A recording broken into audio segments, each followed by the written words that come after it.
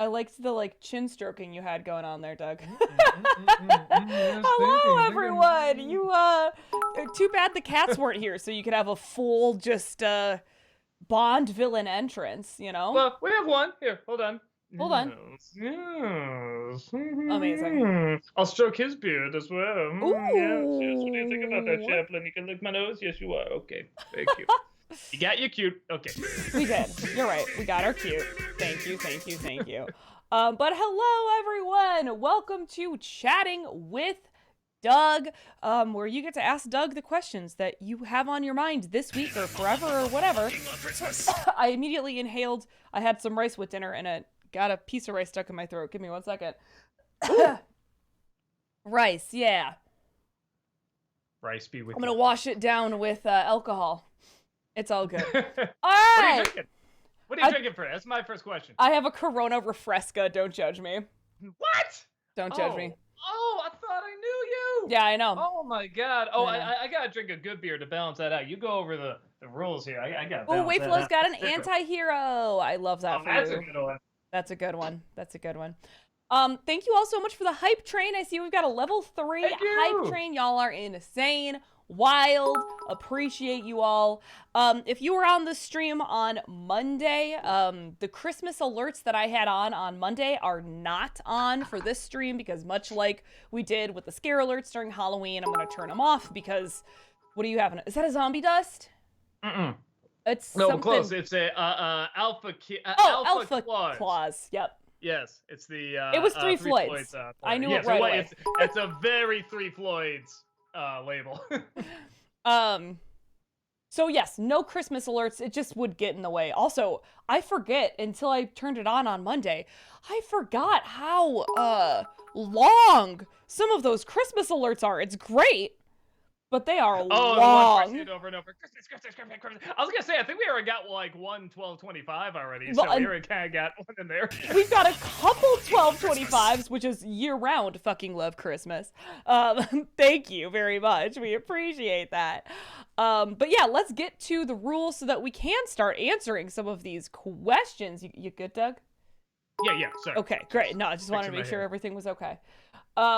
First and foremost, we're going to give priority to the bit messages since that is some real world money spent. If we have time towards the end of stream, we will read some highlighted messages, but please save your highlighting towards the end of stream. I cannot scroll back up if you highlight it now. I just can't do it. It goes away. It's a live platform. That's what happens.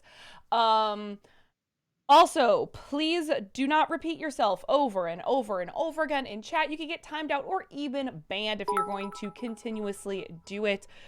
There is no need to repeat your bit messages. I do have a list. Excuse me. I do have a list, so you don't need to repeat the bit messages. We'll get to it. Sometimes we get like an hour behind. So just be aware of that. We will get to it.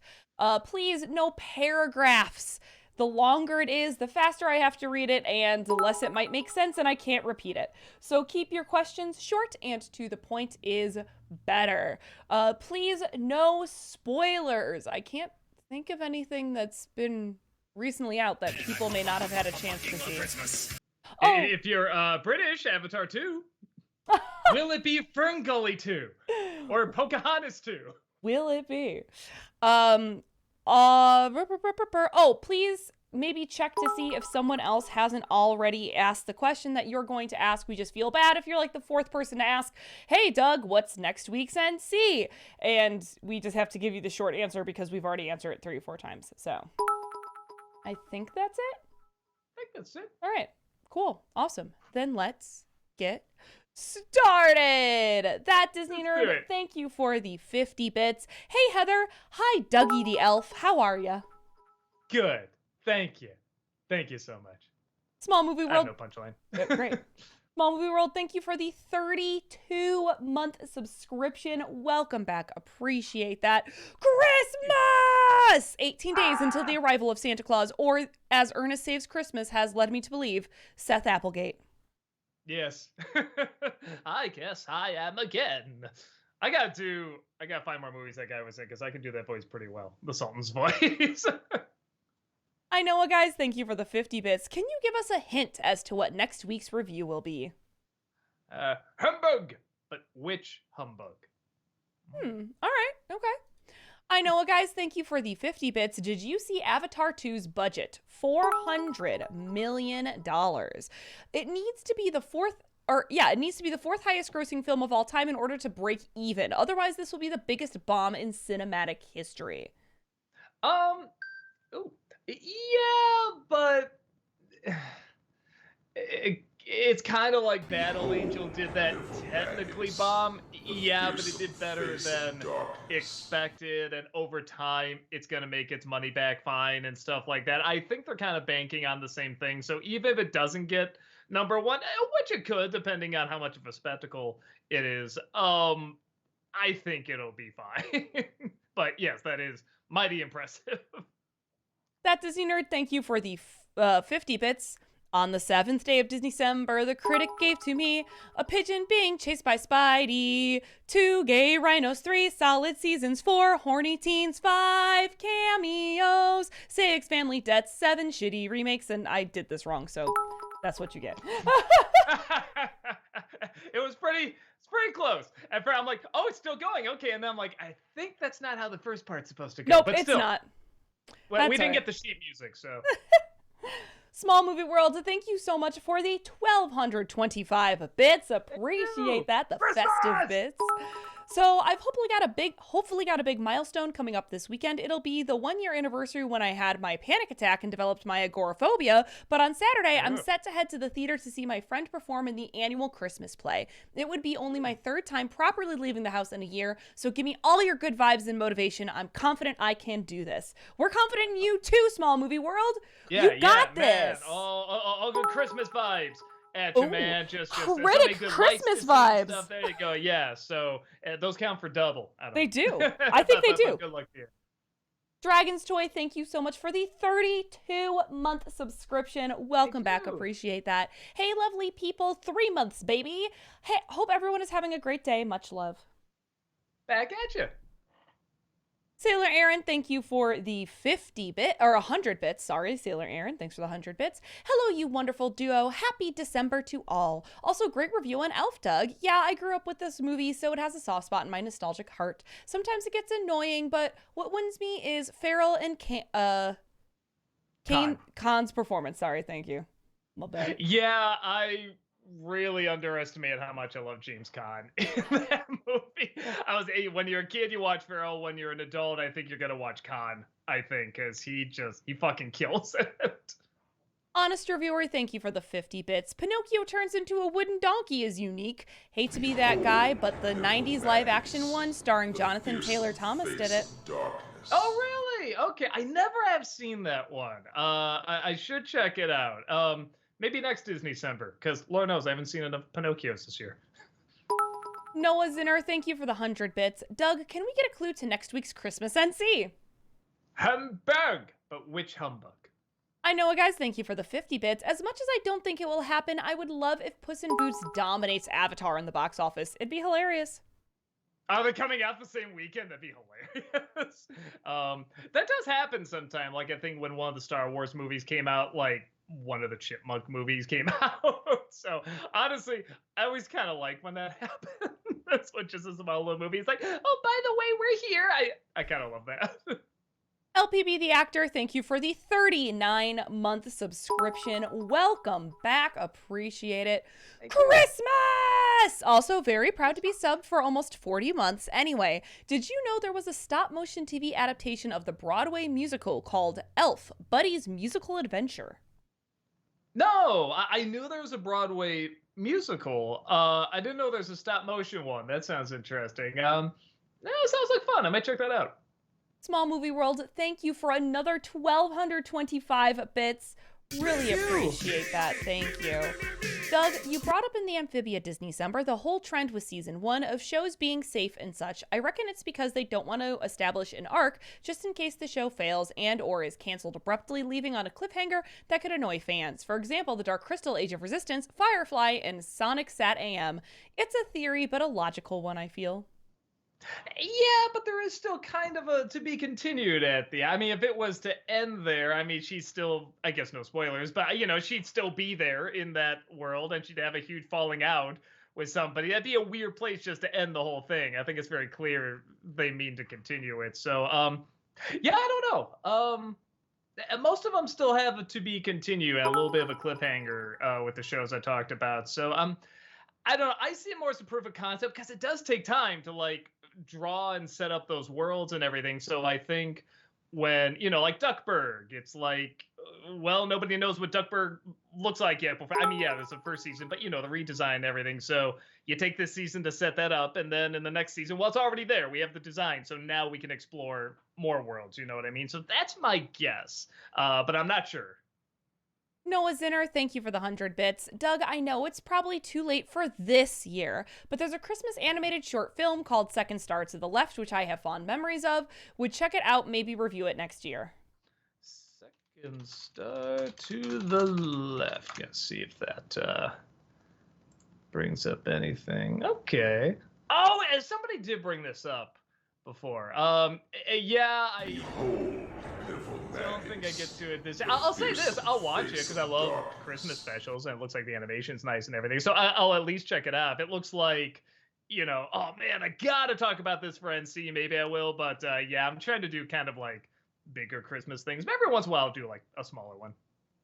That Disney nerd, thank you for the 50 bits. To continue our beloved fairy tale from last week, having seen the heroic Sir Malcolm has died by choking on a spaghetti noodle, Heather, the evil witch from the spaghetti sauce kingdom, appears in the spaghetti kingdom as she stared down at the villagers with rage in her eyes and said, "That night may have turned you against me, but as long as I'm around, you'll never have sauce for your spaghetti ever again."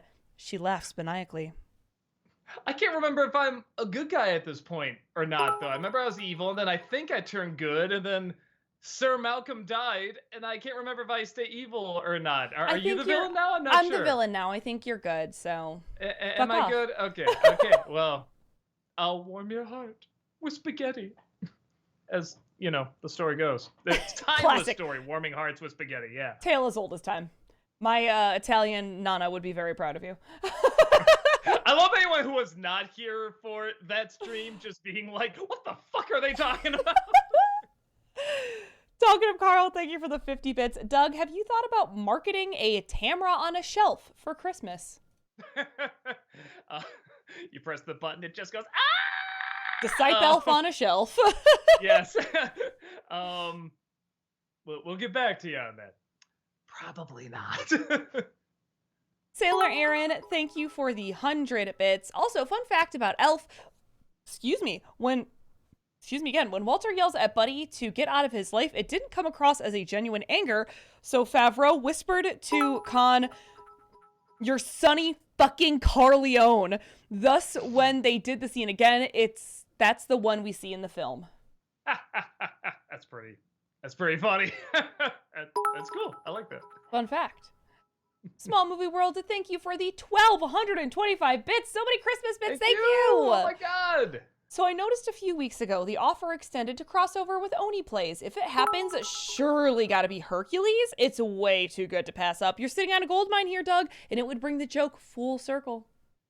I'll leave it up to him. I'll say this. I was thinking about doing a review of Hercules because I do want to give it another chance. There's a few movies I want to give another chance because now that I'm older, I want to see if I look back and be like, oh, this is fine. Come on. I like that. It's weird. There's a lot of things I used to not like for how odd they are. Now I kind of appreciate more. So maybe that'll be one of them. But if I did do that and he wasn't a part of it, I feel like I'd have to like recreate that Why Does It Look Like Vegas opening or something like that. I'd have to do something to reference it.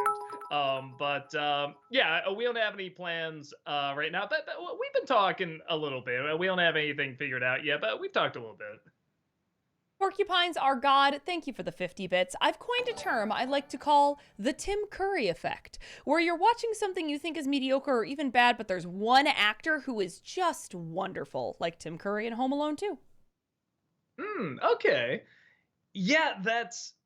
With the bad movies we've seen, that's definitely a thing where we'll be watching and be like, this sucks. But man, this one actor or actress is just making it all worth it. You know what I mean? Yeah. So, and every time I say that, I always blank on like examples of it, but Tim Curry is a perfect example. He's, what do we say, for every 1-star movie he's in, he's the reason it got at least 1 star because he's always that good. So yeah, I think that the Tim Curry effect. I like that. LPB the actor, thank you for the 100 bits. Besides Christmas Story, which Christmas movie would you like to see have a 24-hour marathon for one day? None of them really. No, you know what? Arthur Christmas, because there are so many jokes thrown in there that I think people miss. I know I certainly miss. I've seen it like a dozen times and I still haven't caught all the jokes. I think that's one you can watch and always notice something in the foreground or the background, or even like an emotional moment that adds up a little differently than the first time you watched it. So yeah, that'd probably be the one. Noah Zinner, thank you for the 100 bits. Doug, thanks for talking about Elf this year. I think Honest Trailers put it best. Christmas movies are either sweet, funny, or just downright weird, but Elf is all three of those things. Yeah, it is weird. It's, like I say, it's both a little better and a little worse than I remember. I really love when Ferrell is legit, like, sincere in it. I really think he pulls it off, but yeah, anytime he has to scream, it's rough. It's so annoying. The Hourman, thank you for the 50 bits. Have you seen Netflix's new animated musical version of A Christmas Carol, starring Luke Evans? In my opinion, it is a decent adaptation with some amazing music. Oh, okay. No, you know, it looked very meh. It looked very just okay, but if you said it has good music too, I might check that out. I still have to see Spirited as well. A lot of people are telling me to see that, and they say the same thing, like it's okay, but the good stuff in it's pretty damn good. So yeah, I'll try to check both those out. Marion Radis, thank you for the 100 bits. Here's an oddly specific question. About 2015-2016 Nebraska Con, you told me your hardest movie to film was Junior because it was so boring. After many years later, has that answer changed? Well, I mean, hardest to review, I'm sure is probably what I was talking about. It's like film, well, it's like, no, I just say all the stuff to the camera. It's about the same. Man, I'm trying to think. Mad Max was, okay. If we're talking about reviewing, man, I'm trying to think of one that was just so, they usually have to be boring. That's the tough part. If they're really, really boring. Maybe Junior, but if we're talking about like just hard to watch, Cat in the Hat was really hard to watch. Mamma Mia was really hard to watch. Garbage Pail Kids is still the worst. So I guess hopefully that answers your question. Those are the hardest to watch, hardest to come up with an idea for. Probably Junior, because yeah, it has one great scene that you can mock, and then everything else is weirdly underwhelming. Small Movie World, thank you for the 1,225 bits. Thank you. Appreciate it. Thank you. My God. So have either of you watched any Christmas films for the first time this year yet? So far, I've amassed A Preacher's Wife, Santa's Sleigh, The Guardians of the Galaxy Holiday Special, Falling for Christmas, and a new Scrooge on Netflix. Yeah, I always try to do the new one. So I did see Falling for Christmas, masterpiece, phenomenal. I saw one called A Hollywood Christmas. It's on HBO Max, and it's about a Christmas rom-com, or no, people filming a Christmas rom-com while a Christmas rom-com is also happening. And that can be very easily like too cynical or too, aren't we clever kind of thing, especially while trying to do the Christmas rom-com style. But they balance it out okay. The comic relief is doing her job a little too well. She has this kind of voice the whole time. You're in a Christmas rom-com. Like, that's, I admire their dedication, but that's way too much. But yeah, we were impressed how much they were sort of pointing out all, you know, the tropes and everything, while also following through and being genuine, being actually kind of sincere in its corny way. So yeah, that impressed me quite a bit in its own odd way. It's still corny and dumb, but like, you know, that's the idea. Alexander, thank you for the 50 bits. Which 3 Jim Carrey performances made you laugh the most? Man, I'm trying to think what maybe, like, the ones I've watched the most, it's probably like The Mask or something, but made me laugh the most. Liar Liar is pretty good when he has to just not even yell. He just has to do like there's one point where he has like a worried face where he just lost everything in this court case, and he almost smiles, and his smile leads into crying. It's like a little like that, and it's just such a great reaction. Let me think. Recently, I really did like him in the second Sonic movie. I thought he was very funny in that. What else? I'm trying to think what made me laugh like the hardest. Um, I'm trying to think. It's like a little kid. I mean, maybe. No, in Dumb and Dumber, I love when he has the fantasy about shooting the guy. It just came so out of nowhere, and the face he made me just crack up really hard. I had to rewind it a lot, so I guess we'll go with those. Mom Raw, thank you for the 50 bits. Hi, Doug. Just finished the Muppet series from 2015. Enjoyed the series a lot. Just wish the series had a complete ending wrapping up Kermit and Miss Piggy getting back together. Have you seen it? And where would you rank it amongst other Muppet series? Yeah, I did Disney December on it, actually. And it is a shame because you can tell halfway through they change guns or something or moods because it does really, really change. I remember everybody saying, no, it's really different now. It's much better. And it was too late. People dropped off. But even the first half I didn't think was awful. I don't know. It's one of those where I almost forgot about it until you brought it up, but when it comes back into memory, it's like, oh yeah, like how can you even forget that? Like for all the things that like it succeeded and then also failed at in different orders. So I don't know. It's in the middle. It's right there in the middle. Sailor Aaron, thank you for the 100 bits. Also, what's the next review for next week? Will it be a Christmas classic, an underrated classic, a bad Christmas movie? Yes. Depending on who you ask, it's all those things. Adam Grunther, thank you for the 50 bits. Heather, what kind of voice were you using for your part in the Elf review? Were you impersonating anyone in particular? Well, okay. So funny story. Normally I would so I'm not a big fan of Zooey Deschanel. Let's put it that way. I watched most of The New Girl. It wasn't my favorite thing in the world. She's normally like, oh, I'm just so quirky. I'm just like a random quirky girl. So I had done that, and Doug was like, that's hilarious. You're playing Zooey Deschanel. But then we had forgotten that she's basically Aubrey Plaza through all of Elf. So it was kind of like Aubrey Plaza merged with annoying Zooey Deschanel. And it's so funny because I just said what I think is kind of like Walter Zack Snyder voice. It's like when you wouldn't guess it right away, but then when you're told that's Zack Snyder, you're kind of like, oh, okay, I can see that. And it's kind of the same thing there where it's like, I don't think anyone would hear that and say, oh yeah, Zooey Deschanel. But when you're told that, it's like, yeah, okay. Yeah, I can see that because it just made me laugh so hard at that convention when you were doing the impression. Like, oh, that's Zooey Deschanel. It just made me laugh so hard. Like, I'm putting you in there. 75% of The New Girl is just her being like, oh, I'm so weird. Why do you think I'm weird, Nick? I love it. I love that voice. There's so much hatred in that voice. I love it. Small Movie World, thank you for the 666 bits. Been rewatching some Disney classics the last week because the holiday season put me in the mood, including Rescuers Down Under. Damn, it's so good and so underrated. Also, you can't go wrong with both George C. Scott and John Candy in your Disney flick.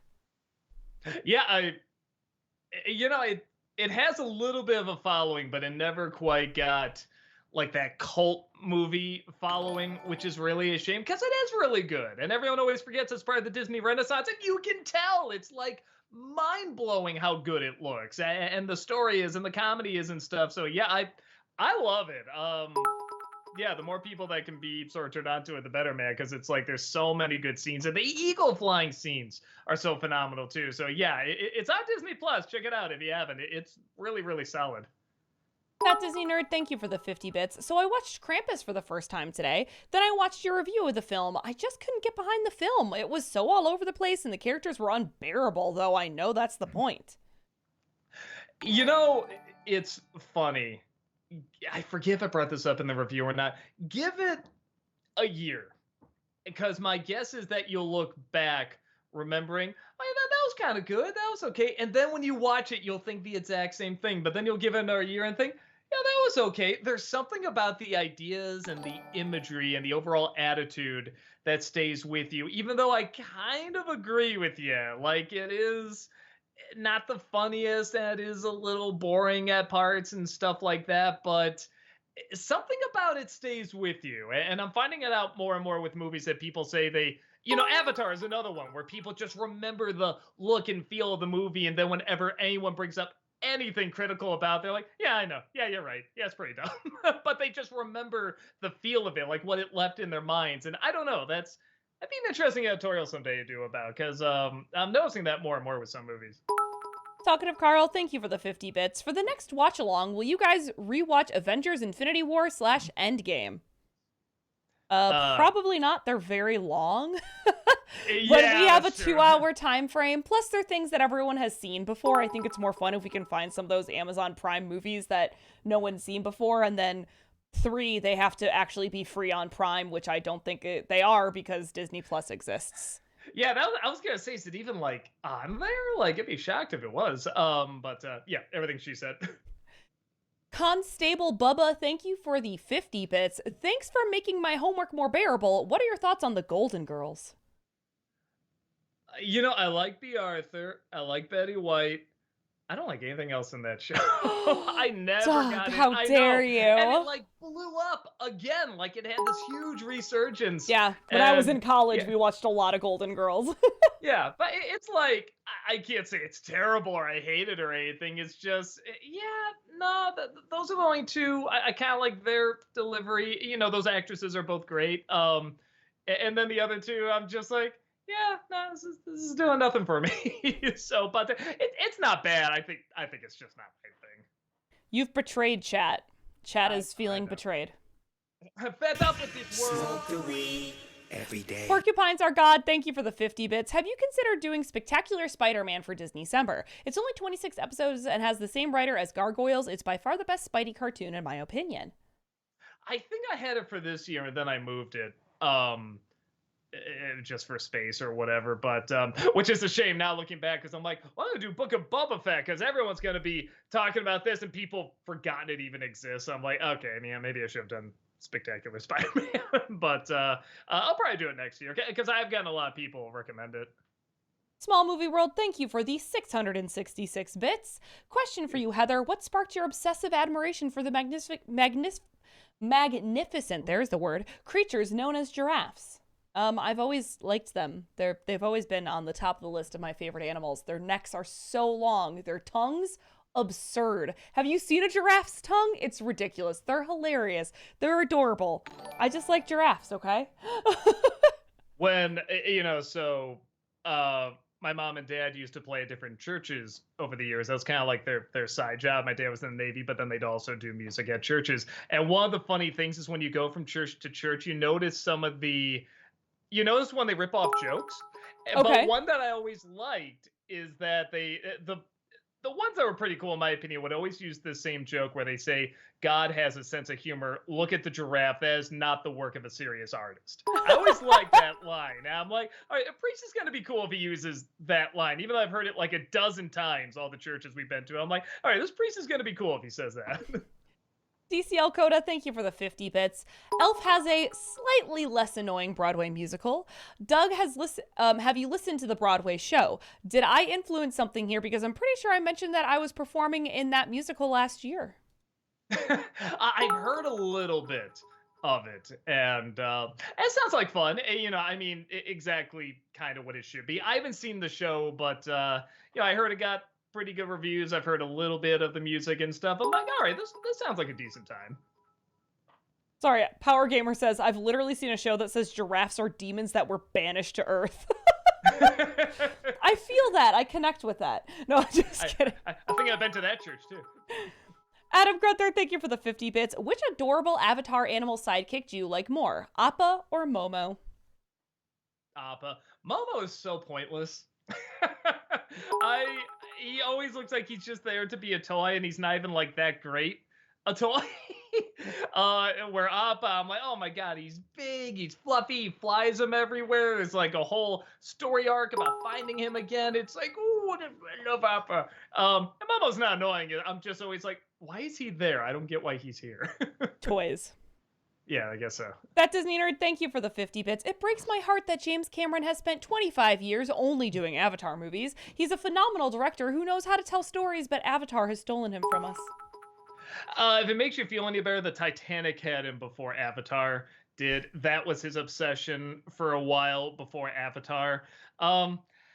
I don't know. Honestly, a part of me is like, if it brings him joy, I guess. I don't. He's brought us so many cool movies and experiences and stuff like that. I don't like the first Avatar, but it's like a lot of people do. He seems very happy there in that world and everything. It's like, all right, if he's cool with it, I don't think it's doing any harm. I don't think so. Yeah, he can do him.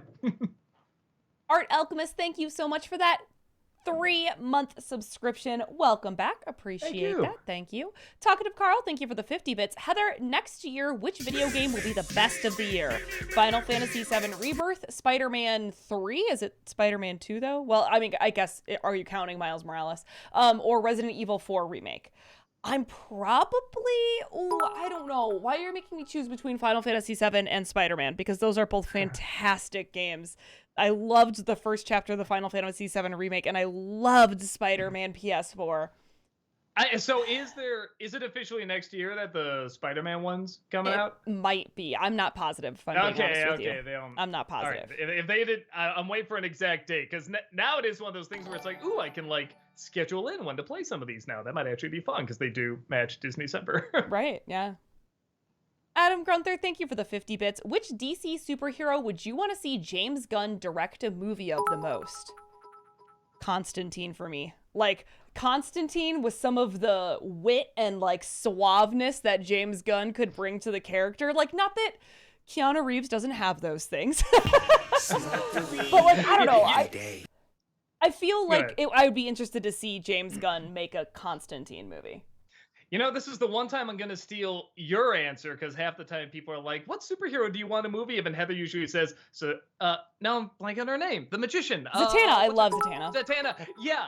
Seeing him do a Zatanna movie would kind of be cool, because what weirdness would he bring to that with like magic and tricks and stuff like that?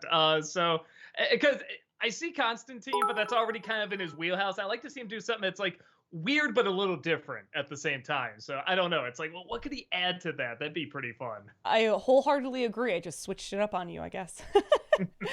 Small Movie World, thank you for the 666 bits. Is there any lines by Brad Jones you or Rob ever quote? My favorite isn't even from a snob review. It's last year's NC Christmas special. The illusion is ruined. I like once in a while we will just say, and then they banged.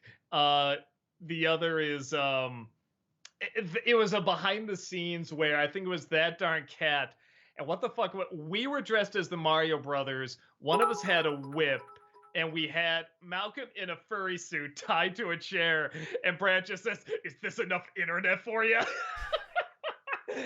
Every time we see something just so fucking bizarre or weird, we always just say, is this enough internet for you? Art Alchemist, thank you for the 50 bits. I have a fanscription idea. What if Steven Spielberg directed The Godfather?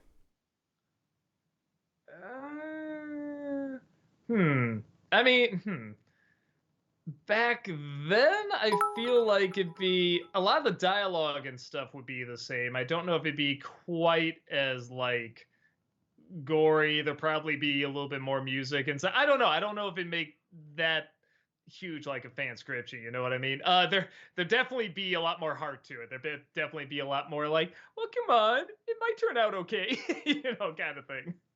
Adam Grunther, thank you for the 50 bits. I'm surprised you didn't cover the scene in Elf where Buddy stalks James Caan's kid through Central Park, who screams at him to leave him alone. Out of context, that scene is super creepy. I guess. I mean, wait, just ask him a bunch of questions and stuff like that. I don't know. I thought a lot of the other scenes where he's just sitting there smiling, I thought those were scarier. Sailor Aaron, thank you for the 100 bits. Will you review this year or next year all of the other reindeer, or do a full-on review of Arthur Christmas? I thought about doing Arthur. I did an editorial on it. And there's a part of me that's like, yeah, I feel like I got everything in there. The only thing I just don't have the patience for it. I love to do a video that just counts every single joke in the movie because it'd be even longer than the movie. Okay. You know what I mean? Like it just because there's so many jokes thrown at you and interesting things. But yeah, I don't have the patience for that. That'd be more just to show like how much hard work went into the writing of this movie. But I never have seen all of the other reindeer, and I hear it's pretty good. So I don't even know where the hell you stream it. I'll try to find it. I'll try to finally sit down and watch it. Alexander, thank you for the 50 bits. Hi, Doug. I see your point about the musical numbers in the Bob's Burgers movie, but I actually sort of liked how they were more low-key. I love when the villain threatens to murder the Belchers and Bob sings, "No, no, I don't think that's right." The deadpan way in which he sang that line really made me laugh. Yeah, it would have worked if the other songs weren't so low-key. If they were big production numbers, and then that song the whole time they're just standing there doing that, I would find that hilarious. But the fact that the others were already just not super impressive, and again, the animation's very flowing and everything, but you compare it to the other music numbers on the show, it's like, meh. So I get why you liked it. Yeah, it was a little too much, too little for me, if that makes sense. Blake the Nothing, thank you for the 100 bits. Hey guys, Doug, will you collab with James Rolfe again in a future NC episode? We don't have anything planned. It's not like you don't have a lot to choose from, but no, we just kind of try to do a crossover when it feels right. Like one day, just out of the blue, he's like, "Hey man, did you see that new Tom Cruise Mummy movie? Oh my god, you want to do a crossover on that?" Sure, okay. Like we were just in the mood to do that review, so it's kind of the same thing. We don't want to like force it, especially considering how we've done so much. So yeah, if something feels right to talk about, we'll talk about it. Adam Grunther, thank you for the 50 bits. Do you think you'll ever cover Rat Race for Freak Show Cinema? Freak Show Cinema? I don't know. I kind of see where you're coming from. I don't know if I would totally throw that in there. I do like the movie, though. It would be interesting to talk about. So I don't know. If not Freak Show Cinema, maybe something else. Maybe just a straight-on review. I don't know.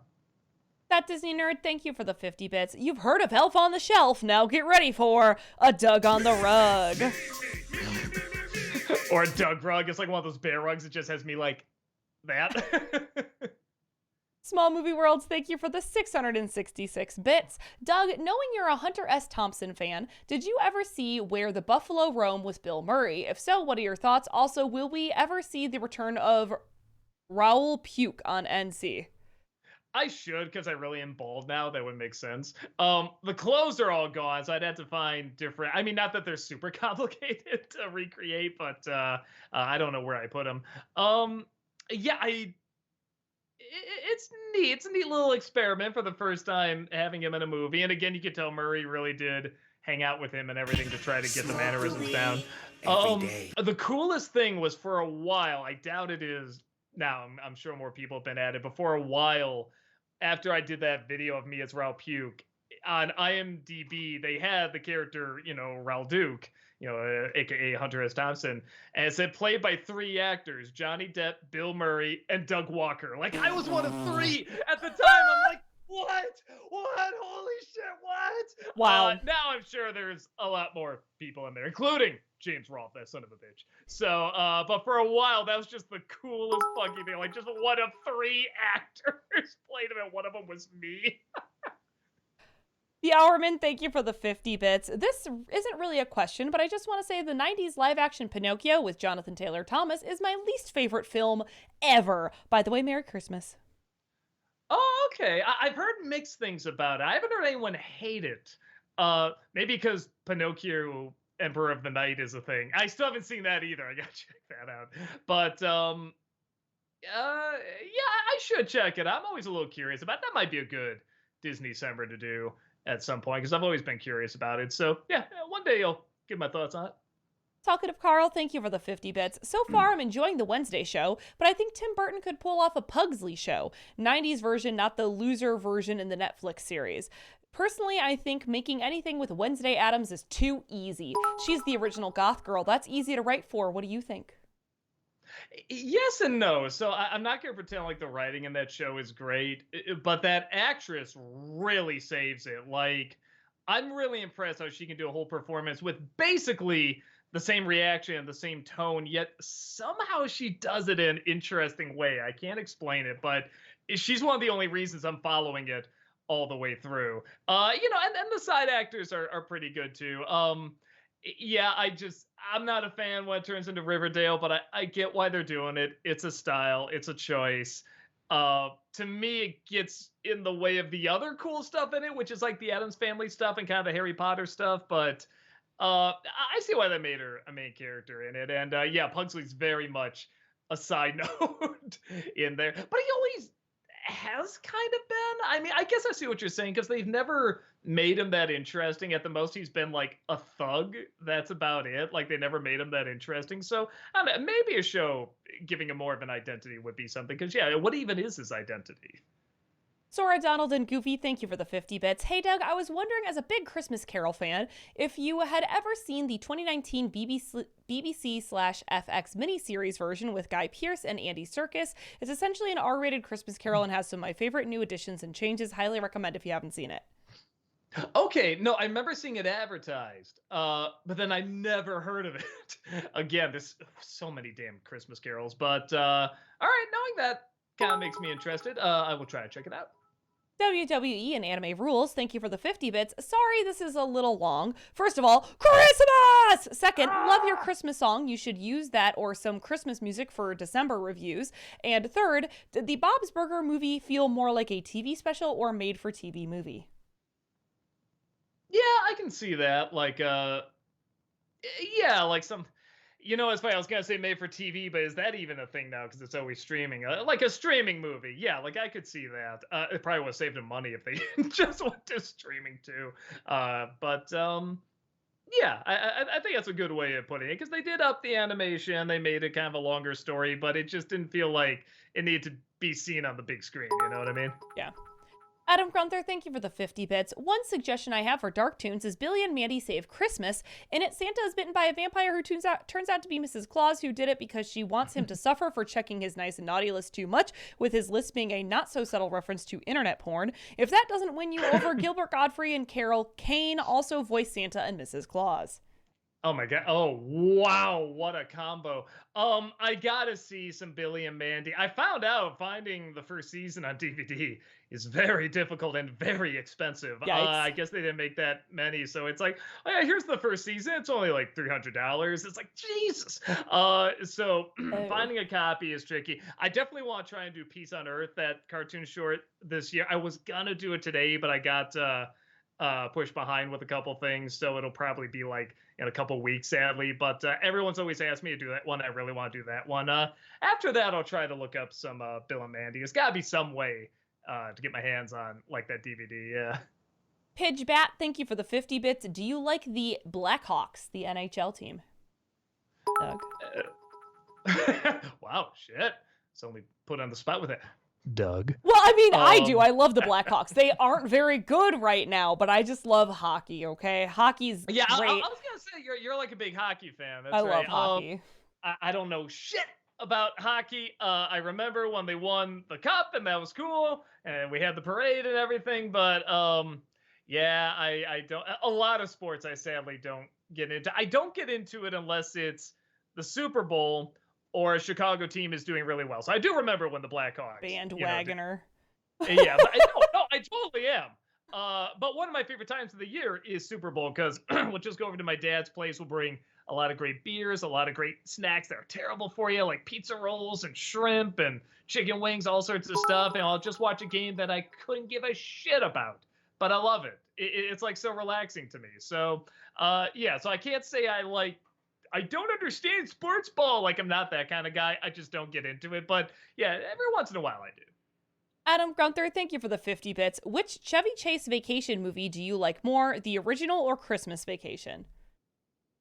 The original is probably better, but I like Christmas more for the reason I just said. I like Christmas more. That Disney nerd, thank you for the 50 bits. Random Disney fact, WALL-E took 10 years to make. The director of that film, who also worked on Finding Nemo, would distract himself from WALL-E by working on Finding Nemo because he was so excited for WALL-E. Good. Interesting. Okay. I can see that as a passion project, definitely.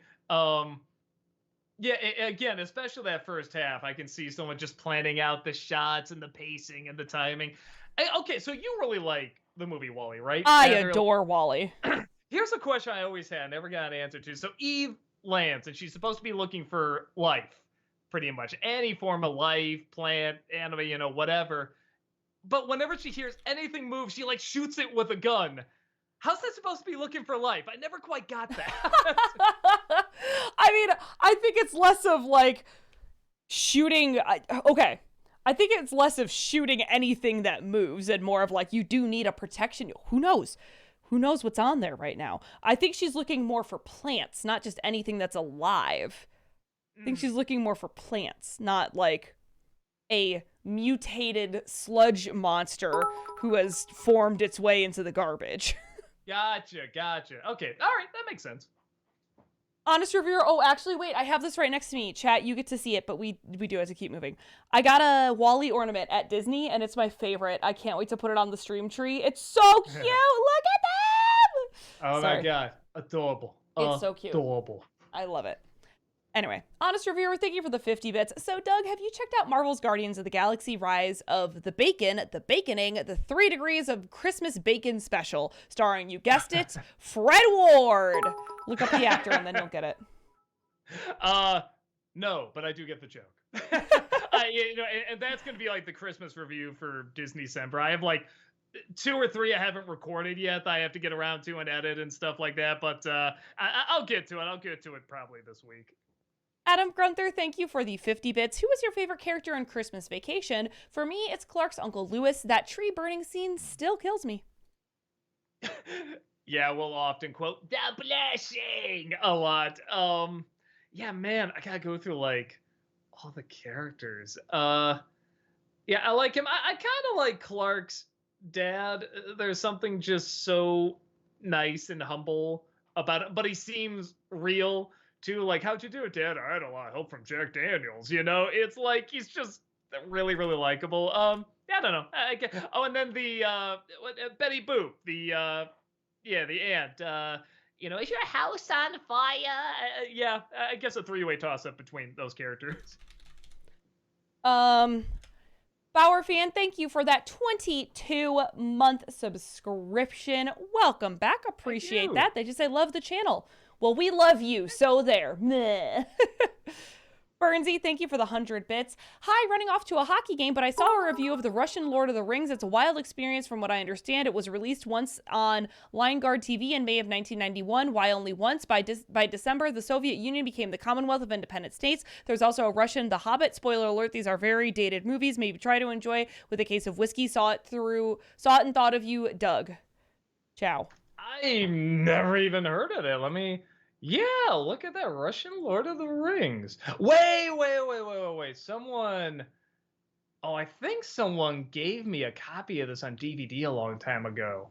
And I didn't get a chance to watch it, but yeah, oh man, this is bizarre. Okay, I will try to check that out. Wow.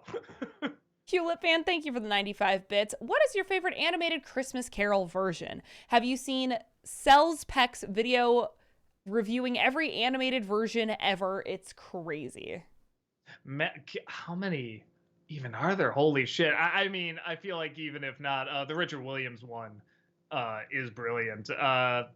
For what they have to cram in there and the way you got that atmosphere and the different drawing styles and everything, it's just so good. If you haven't seen it, it's really amazing. Just to clear up a little, just in case there's any confusion in chat, the thing about Tamara's recent marriage and my recent marriage is a joke from the Elf review. So we appreciate the love, but Tamara and I are not actually married as of today. It's love, but not that kind of love. Adam Grunther, thank you for the 50 bits. What are your thoughts on Fred Willard as an actor? Do you find him funny? I remember finding him funny. In stuff like Mighty Wind and Best in Show, and all those movies where he has to improvise a little bit. I remember him being pretty funny. I don't remember him like. I never go, ooh, Fred Ward, like that if he's in something. But there is a part of me that's always gonna think, oh, I wonder if he improvised that, or I wonder if that was written. So yeah, no, I remember always liking him. We're about 30 minutes behind. I saw someone ask about a 100-bit message. We no, not necessarily that we need to be faster, but we do get behind. We have the message. Don't worry. Small Movie World, thank you for the 420 bits. Doug, I'm surprised Buster still has the high-pitched voice, considering he's now basically twice as big as Chaplin these days, judging by recent pictures. It's funny you said that. I remember you said that. Okay. That's it? Okay. Talking to Carl, we change his voice in the next NC, so it's very funny you mentioned that. Talkative Carl, thank you for the 50 bits. Doug, I understand the annoyance of kids mimicking Elf, but to be fair, we've been there. I remember mimicking Jim Carrey's Ace Ventura and The Mask as a kid. Oh yeah, I was one of those annoying kids. No, and part of it is just the fun point of view of kind of being an old curmudgeon. That's why sometimes I like when people get so angry when I make a Pokemon joke. I love it because I just grew up when this was just clearly a marketing play, you know what I mean? And like South Park would make it was just a fun thing to make fun of, but it's like there's clearly nothing wrong with it or anything. But you have to know what it is too, and what like legit is kind of timeless and stuff like that. Where there are some things in Elf that's like, no, this really does last, and this really does work. And then other things where it's like, yeah, this was maybe funnier at the time and maybe for little kids, but not so much now. But even then, that's subjective. Everybody has, different tastes. Sorry, I scrolled. Pidgebat, thank you for the 50 bits. Hey, Doug, have you seen the new Rise of the TMNT movie? What was your thoughts on it? I enjoyed it, but Turtles Forever still tops my TMNT movie list. Also, hugs. No, I haven't, and I heard a lot of people say it's pretty good. I'll try to get around to it. Yeah, it's a busy season, so it might be a little bit of time. I just read that, sorry. Sergeant Dog Dirt, thank you for the 100 bits. For Disney-Cember, have you considered reviewing The Christmas Star? It's about Ed Asner as a convict Santa who dupes some kids into robbing a department store. La la la la la la la la. Oh, you know what? I've seen this cover. Okay. Oh, is that Ed Asner? All right. Guy when his eyebrows were really dark. I'll try to check it out. I don't know if there's much demand for it, but again, I always try to look for like a Christmas episode for Disney-Cember, so I'll keep that in mind. The Art Alchemist, thank you for the 50 bits. What were your 3 least favorite Jim Carrey movies besides The Grinch? I never got through it, but the little bit I saw The Majestic, was really bad. What else? I saw a little bit of, was it Me, Myself, and Irene, I think, that wasn't so hot. And just because I'm a huge Andy Kaufman fan, I really did not like Man on the Moon. I just see the movie it could have been and just go, oh, man. And his... even though his behind the scenes stuff is bullshit, his acting's fine. But yeah, it's one of those things where I'm just like, oh, the movie we could have gotten from this. I'm not saying those are like his all-time worst or anything. I'm saying those are the ones that come to mind when I think of like a bad Jim Carrey performance. You know what I mean? Small Movie World, thank you for the 420 bits. What's your favorite Star Wars sketch from Robot Chicken? Vader trying to go to the toilet in his suit fucking kills me every time. Runner-up is the Emperor taking the escalator with the stormtroopers. Man, so many good ones. I love Jar Jar finding Darth Vader, Abu, because they really got the guy to come back, and man, what a, God bless him, man. Well, all the posts that he's had that have gone viral and stuff, and it's like, oh my God, he'll still come back to do this character. That's amazing. And I also like the bring your kid to work day, and a stormtrooper brings his kid to work while Darth Vader's like choking a guy. It's like, how can you not give me the information? Susie here wants the information. DCL Coda, thank you for the 50 bits. You know, Doug, I was watching your review of the Shrek movies and realized you may not have seen or heard of the Broadway musical. I'd love to hear your thoughts on it. It's a very mixed bag for me, to say the least. I remember when it was coming out and they had like clips of it on like the morning shows and they'd like, do little song numbers and stuff like that. I don't know, like cute, I guess. I guess I haven't heard great things, but I haven't heard bad things either. So yeah, I don't know. I mean, it's like I feel like it's been around for a bit. So yeah, I don't know. That Disney Nerd, thank you for the 50 bits. As the evil witch Heather disappeared into a cloud of red smoke, the villagers went into a panic, turning to the redeemed King Doug for answers. I was redeemed. Okay, I'm liking this story. I like being the good guy, the hero of spaghetti. I love it. Talkative Carl, thank you for the 50 bits. Doug, are there any DC animated films that you want to review?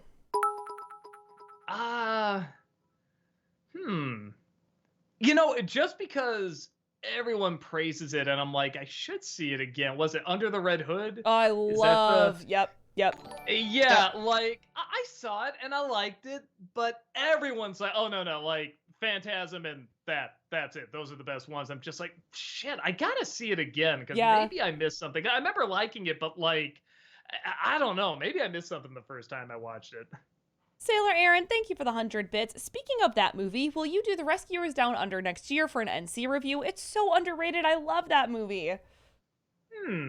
I don't know. I am weirdly getting more and more of like the Disney Renaissance movies in there. Like I'll do Little Mermaid when the remake comes out and stuff like that. And they're very easy to talk about. I mean, I was like the perfect age when they came out and stuff. So, yeah, I don't know. If I do, it'll probably be a bit, because I'm sure people want to hear my thoughts on like Aladdin and Beauty and the Beast and stuff like that. So, it'll be a minute. Adam Grunther, thank you for the 50 bits. Who do you think is the biggest asshole in the McAllister family from Home Alone? For me, Fuller. That kid knows what he does. It's in his eyes after he drinks that Pepsi. I think probably the uncle, the look what you did, you little jerk. I just remember as a little kid, I'm like, oh my God, this guy. Like, even as a kid, I'm like, well, okay, everyone else is a kid. Buzz is just a bully and stuff like that. But that's like a grown man, like calling a kid a little jerk. I'm like, oh my God. Adam Grunther, thank you for the 50 bits. What's your favorite Brian Doyle Murray performance? Man. I mean, I don't want to say Christmas Vacation, because it's like, well, yeah, just everything comes back to Christmas, I guess. But it's like, that is the one where when I think of like his voice and his acting and his little looks, his little turn to the side and looking up and down and stuff like that, like I do think of that movie. So I guess I'll go with that one. I'm not saying it's his best. I'm saying it's the one that I guess I like the most. Small Movie World, thank you for the 420 bits. So when are we going to get our bum reviews crossover with the Untitled Review Show? Another, I'll remember you said that. We kind of found out last minute we have to insert him in a review here because the original person who's going to play the part got COVID. So you'll be seeing him sooner than you think. Adam Grunther, thank you for the 50 bits. Do you think you'll do the MCU Netflix shows for Disney December, like Daredevil and Jessica Jones? Maybe, because I've only seen the first season of those shows. And, they did make more, and I never saw the big crossover. Was it the Defenders and stuff like that? So maybe. The only downside is that they just keep releasing so many one-season shows now on Disney that is like, oh man, it's hard to keep track. But I mean, originally I was trying to do like all of them. Like, not all of them, but a lot of the ones that came out this year. And again, a lot of them are just becoming like kind of forgettable. So it's like, okay, I got to just focus on the ones that like seem to have staying power. And those do have staying power. So probably. Kevin Lane, thank you for the 50 bits. 2-sentence comedy. It's 1999. I finally got the job of my dreams, and I get paid when the project is finished. My bills are due soon, so I hope it doesn't take too long for One Piece to finish. That's good. The Hourman, thank you for the 50 bits. I've already seen it, but I want to know what your predictions are for Glass Onion, and will you do a review for it? I don't know if I'm gonna have time to do a review of it. I do want to see it, because I like mysteries where they change up the formula a little bit, and that is what the first one did. And this, what I like about the first one is the mystery is almost what is the mystery. Okay. So now that they did them the first one, I know what to look for. It'll be curious to see if they switch it up even more in the second one. So yeah, I'm curious to check it out. Kevin Lane, thank you for the 50 bits. 2-sentence horror story. When the rain started pouring down, all 4 of us stopped exploring the mountain and ran towards an abandoned hut for shelter. As I watched the 4 of them sleep soundly and safely, I realized something was wrong. Like they don't usually sleep safely. Okay. Well, okay, I think it's because all 4 of us, but then they watched 4 of them, so there's an extra person. Gotcha. I think Okay, is what it is. No, that makes sense. That makes sense. Kevin Lane, thank you for the 50 bits. 2-sentence sci-fi.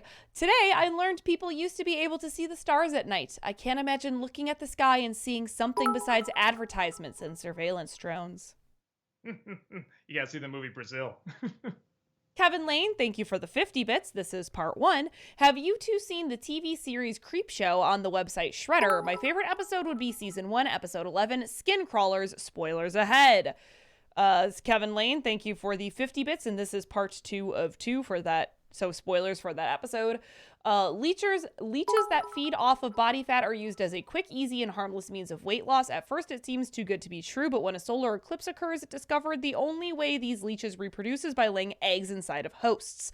And since the solar eclipse could be seen from all over the United States, imagine what percentage the population has decreased by.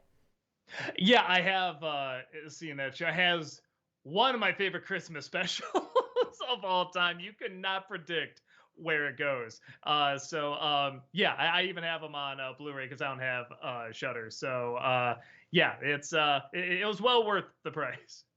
Adam Grunther, thank you for the 50 bits. What is your favorite acting performance in a Stephen King movie? Man, I mean, I mainly go to like whatever, like Shawshank and all the big dramatic, or Stand By Me. Oh man, that's rough. Maybe I really like the acting from the two actresses, and I know one's Kathy Bates, I forget the name of the other one, but Dolores Claiborne. That's very, very good acting in that. Actually, good acting all around in that movie. It's a very underrated King movie. Yeah, check it out if you haven't. Kevin Lane, thank you for the 50 bits. Would you please review The Life and Times of Santa Claus? It's my favorite Rankin Bass special.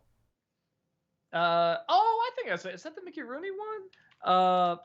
I remember seeing that.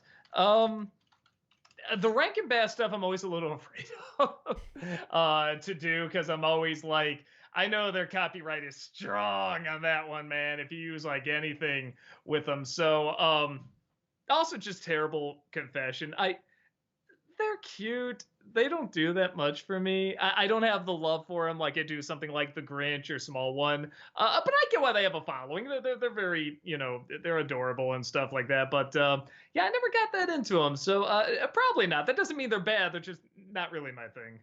Kevin Lane, thank you for the 50 bits. If someone overhears you cursing and you need to make something up to cover your tracks, here are a few things you can use. For the F word, try fudge. For the B word, try bewitch. For the D word, try tick. I always liked, and James Rawls just did a video on this too about like TV censorship, because I don't even know if that's really like a thing now with streaming and everything. Yeah. But they would make up all these words to match the mouth movements, and I'm not saying it's the best. It was the one we would quote all the time growing up because it was so ridiculous. Instead of son of a bitch, it was slug in a ditch. That one really made me laugh. I really like the Good Place ones too, like forking shirt balls. Those are really good funny ones too. Familiar Parabola, thank you for that subscription. Welcome, appreciate that. Kevin Lane, thank you for the 50 bits. If you know so much about the TV shows of the 90s, then let's see if you can remember the melody for these lyrics. Oh gosh, I don't think I know the English. The secret of the cloud were all the mystery, but when this mighty book was opened, the power was set free. For what it's worth, this song brings tears to my eyes, even today. The secret of the cloud. We're all. So that just made me think of Mm. Card Captors, and I think I only know the Japanese intro to it. Okay, I was gonna say I don't think I grew up. So okay, I'm like a half 80s, half 90s. I mean, the later half of the 80s and the first half of the 90s. I think Card Captors was a little after my time. So Yeah. yeah, that one. If I watched it when I was little, then yes, it's beyond your time. Captain DN, thank you for the 50 bits. Howdy, first time Twitch watcher here. Doug, is there any chance you would ever review the 2019 Lupin the First movie? I thought it was Lupin the Third, isn't it? I'm not sure. I don't know about the 2019. Let me look. Okay. Yeah, okay. Yeah, Lupin the Third. Okay. Excuse me. I think I've seen, if that's the anime, they're all animated. If that's the CG one, it looked interesting, but I don't know much about the show. I know the basic premise, and I saw the Miyazaki movie they made on it, but yeah, I don't know too much about it, but I did kind of want to check it out because I like movies that kind of take the hand-drawn style and they turn into 3D, like to see how it would look. I think that's kind of cool. So I don't know if I do a review, but I might check it out at some point. Small Movie World, thank you for the 420 bits. Wreck-It Ralph is another Disney classic I rewatched this week. Still holds up, and the whole message about coping and making the most of it really resonated better with this time around. Was it the same feeling you had returning to NC after Demo Reel didn't do so well? There was also an excitement to I could do something a little different. Like that was really the thing, because when I gave it up after 4 years, I was like, all right, this feels right. It feels I'm running out of steam. I'm running out of ideas. Let's just sort of put this to rest. And then I was really getting that second wind. It was watching that Timothy Green movie, and I was getting these ideas. I'm like, yeah, what if we tried to like evolve into something a little different? Like, you can review it in a song, you can review it in a sketch, you can review it with characters and stuff like that. So yeah, it wasn't like we gotta just go back to it. It was definitely like I'm feeling a new life to this, and I like seeing how it kind of changes and evolves over the years. So yeah, a little bit. Grand Omega, thank you for the 50 bits. I saw the Transformers Rise of the Beast trailer, and it looks epic. I know I asked this before, but please review it. It's a sequel to Bumblebee, which is a reboot. Michael Bay is only producing the films, no longer directing. And I mean, yeah, they do look more like the original, I guess. But I don't know. It's still kind of that movie verse, I'm pretty sure. Well, maybe not. More I think about it. I don't know anything about like Beast Wars or Primal or anything like that, but I don't know. In the movie, the animal Transformers, whatever they're called, look pretty cool. So I'll definitely watch it. Yeah, because I only thought Bumblebee was okay too, but I like the idea of sort of working in these new kind of creature Transformers. I think that's really awesome. So I'll check it out. Adam Grunther, thank you for the 50 bits. Do you think you'll play Telltale's Guardians of the Galaxy with the new movie coming out? I don't know. I mean, we did the game, so maybe, yeah. I don't know. We only got 1 or 2 ideas for next year, so we'll see what we had. Rand C Gaming, thank you for the 50 bits. Hi, Doug. I just finished watching Disney's Motor City, and it was amazing and was wondering if you'd review it for next Disney-cember. Somebody else brought that up. I never watched. I never even heard of it. So I will try to check that out. Talkative Carl, thank you for the 50 bits. Doug, I know the Kenobi series is on the list this month. Despite Walter's protest, I have to give it an A. I get the issues, but Ewan McGregor and Hayden Christensen's performances were so outstanding, you can gloss over the small problems. Fair enough. I thought it was terrible. But in the best way. I thought it was hugely entertaining. But yeah, I think it was very good personally. Alexander, thank you for the 50 bits. Thoughts on the Guardians 3 trailer, Doug? A while back, I heard some people teared up just reading James Gunn's script. You know what? I think it's gonna be good because there's a scene that got me laughing, like out loud laughing, and that's when he throws the ball at the kid. That made me laugh hard. And then a scene that even got me kind of tearing up a little bit. It's just Groot saying, "We are Groot." That is so fucking simple, but that is so goddamn powerful. And it's like, I can't wait to see what the context of that is. So I don't know. And I've talked about this before. Like, I like James Gunn, but I'm starting to notice like a formula to it. And I was like, yeah, okay, it's still good, but I remember it was kind of fresh and new and stuff, and this is getting me excited again. I don't know, just that little teaser kind of got the adrenaline going again. So yeah, I'm pretty excited for it. Kind Guy, thank you for the 100 bits. Hi, Doug. I consider Mary Poppins the greatest Disney film ever. Every time I put it on, and just for those couple hours, always puts a smile on my face. What makes it stand out? P.S. Dick Van Dyke is a legend.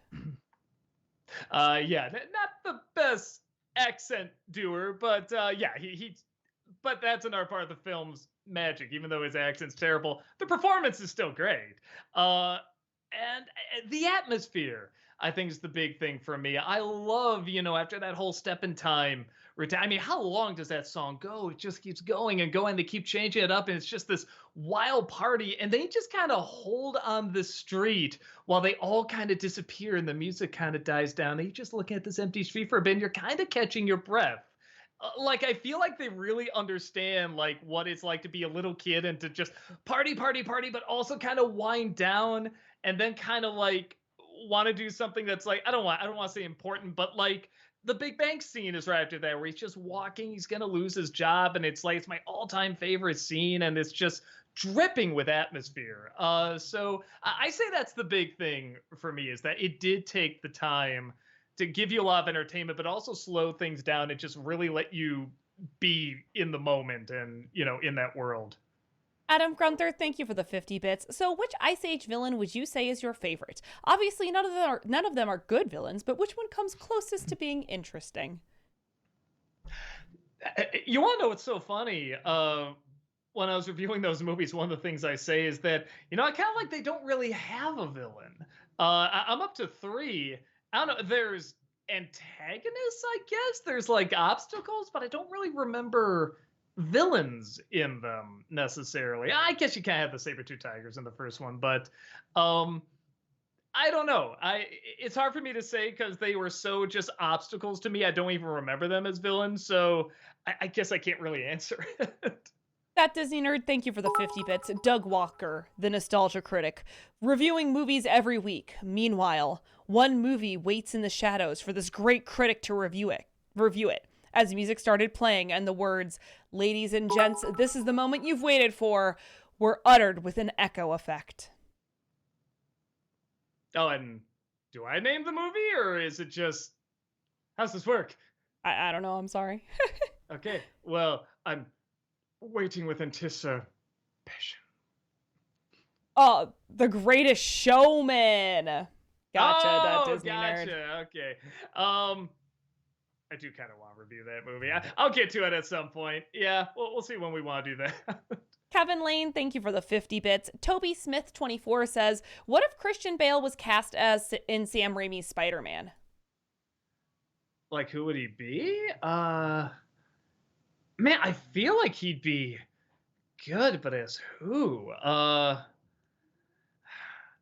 Yeah, I don't know. I'm trying to he's definitely not Peter Parker.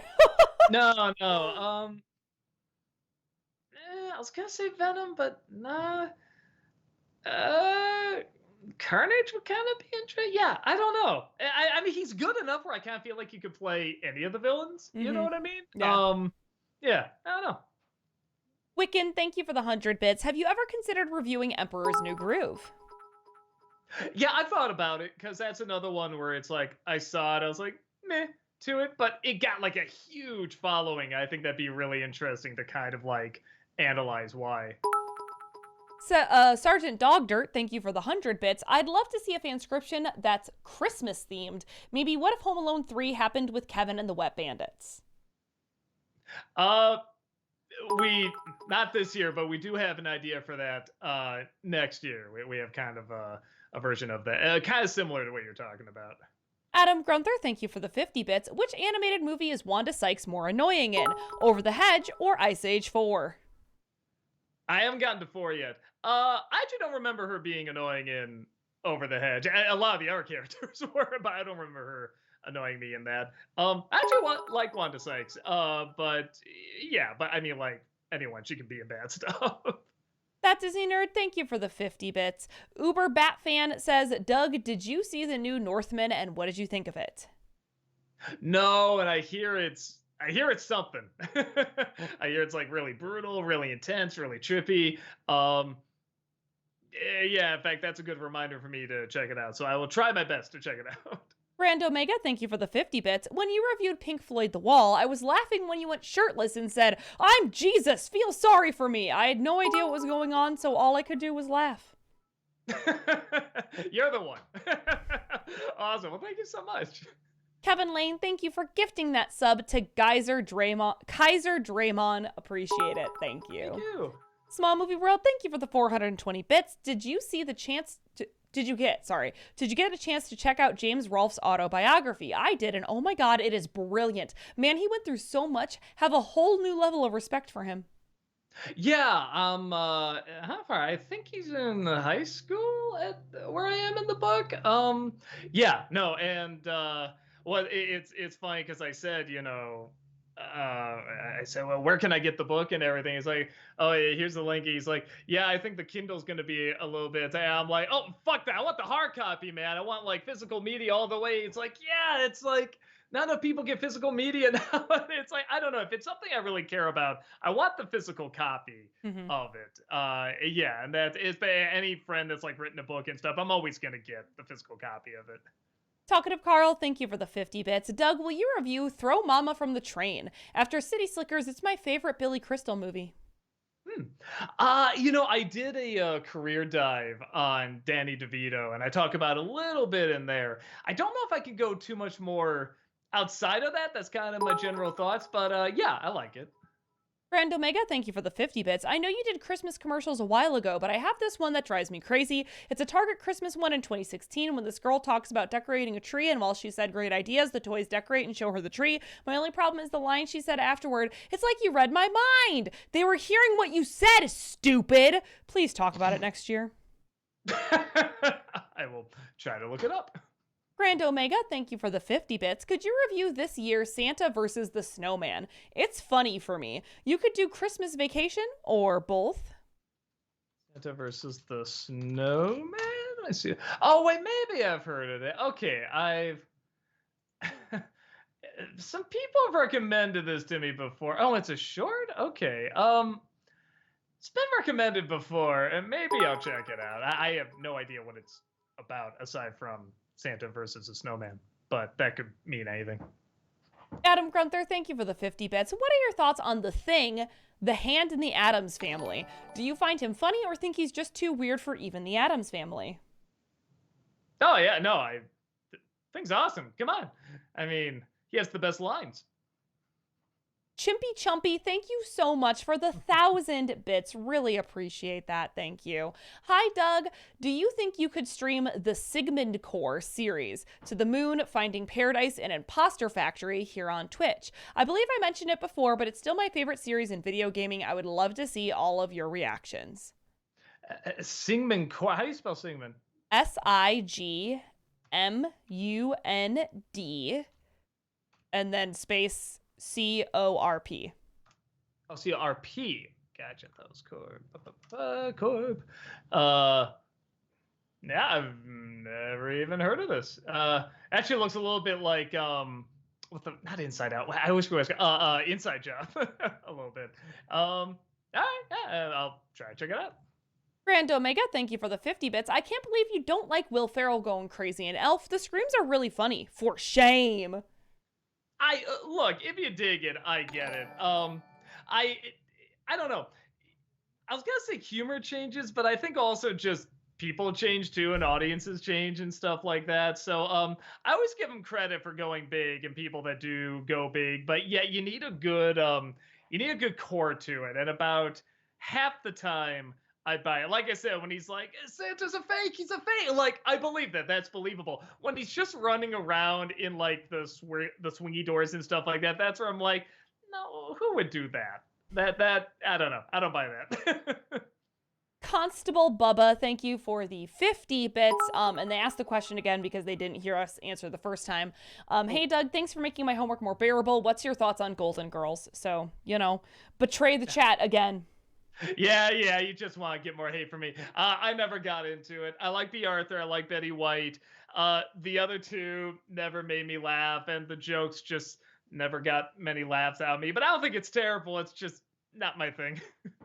Talkative Carl, thank you for the 50 bits. I hear from people that the Buzz Lightyear movie should have been put on streaming, but Glass Onion needs to be in theaters. But how would you really know what movie deserves to be in theaters and what needs to be streamed? I mean, like, part of it is like related. Yeah, I don't know.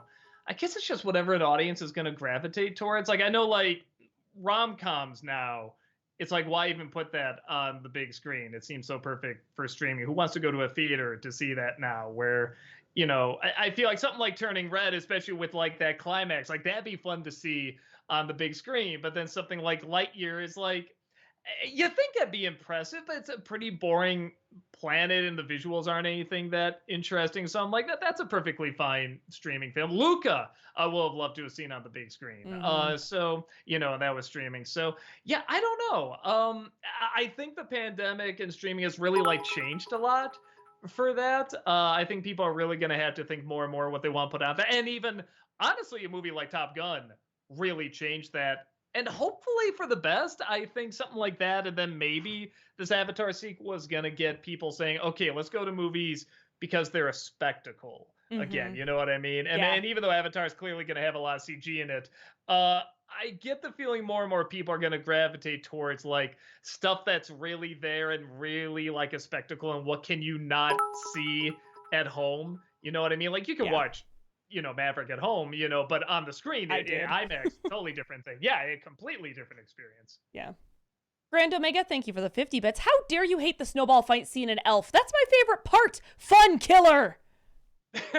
You grew up with it, didn't you? No, that if you love it. Yeah, don't listen to this bald idiot. Chimmy Chumpy, thank you for the 50 bits. Have you thought of making another channel where you compile your Twitch streams? I often have trouble catching streams when they air, so a stream channel would be nice in my opinion.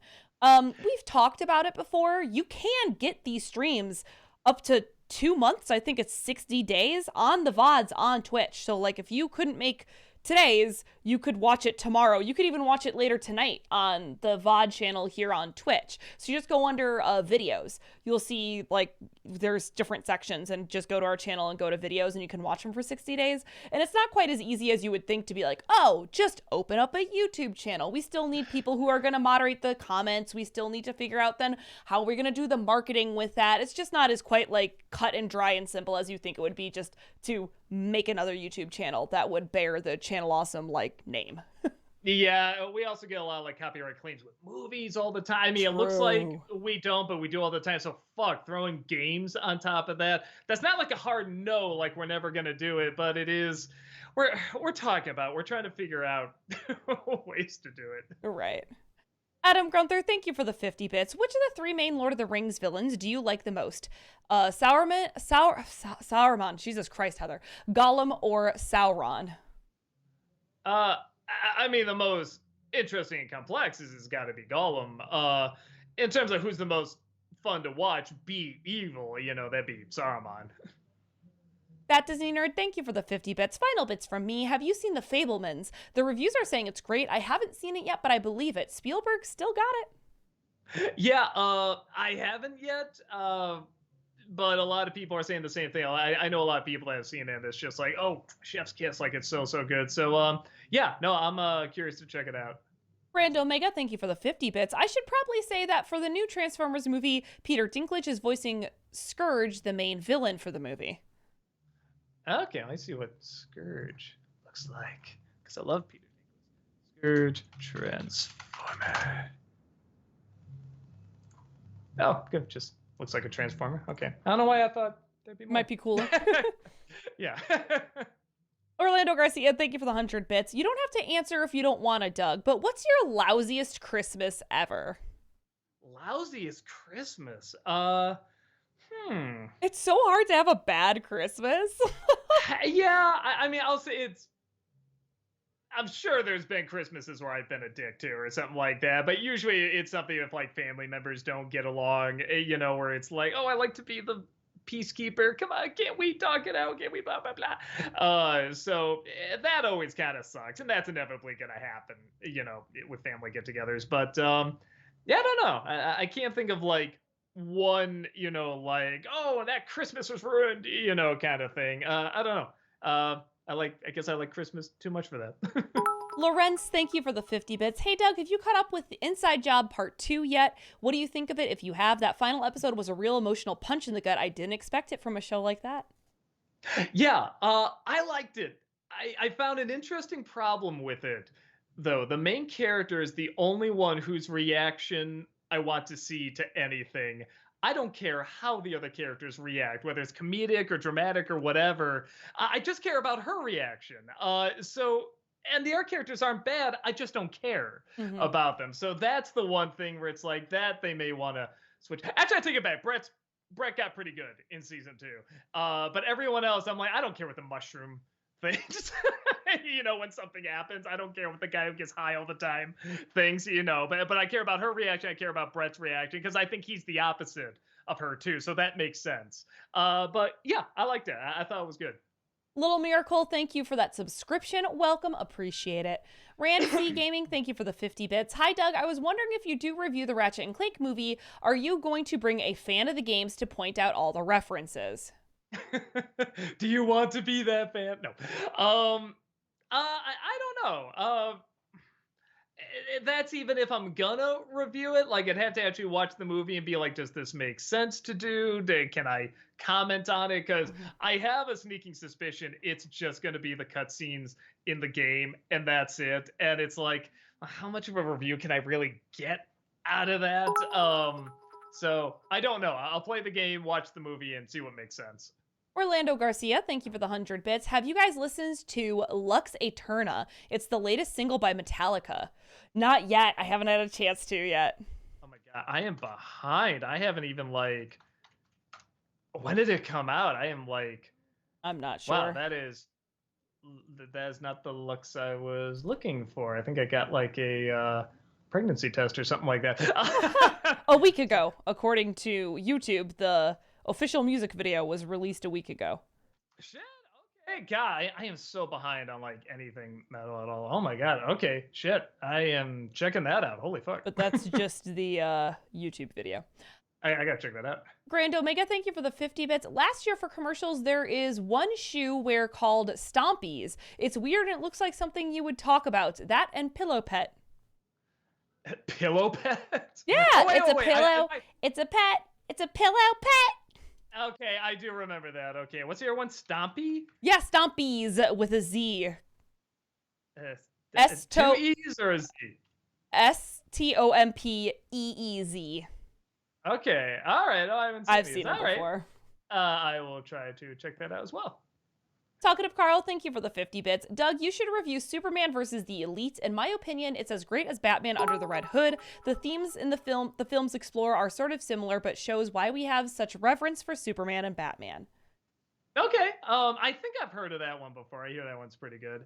I will try to check it out. Grand Omega, thank you for the 50 bits. Thanks for talking about Monstro having tentacles in Pinocchio, but I was hoping you would laugh at that. Monstro does an evil laugh during the chase scene. I don't remember that.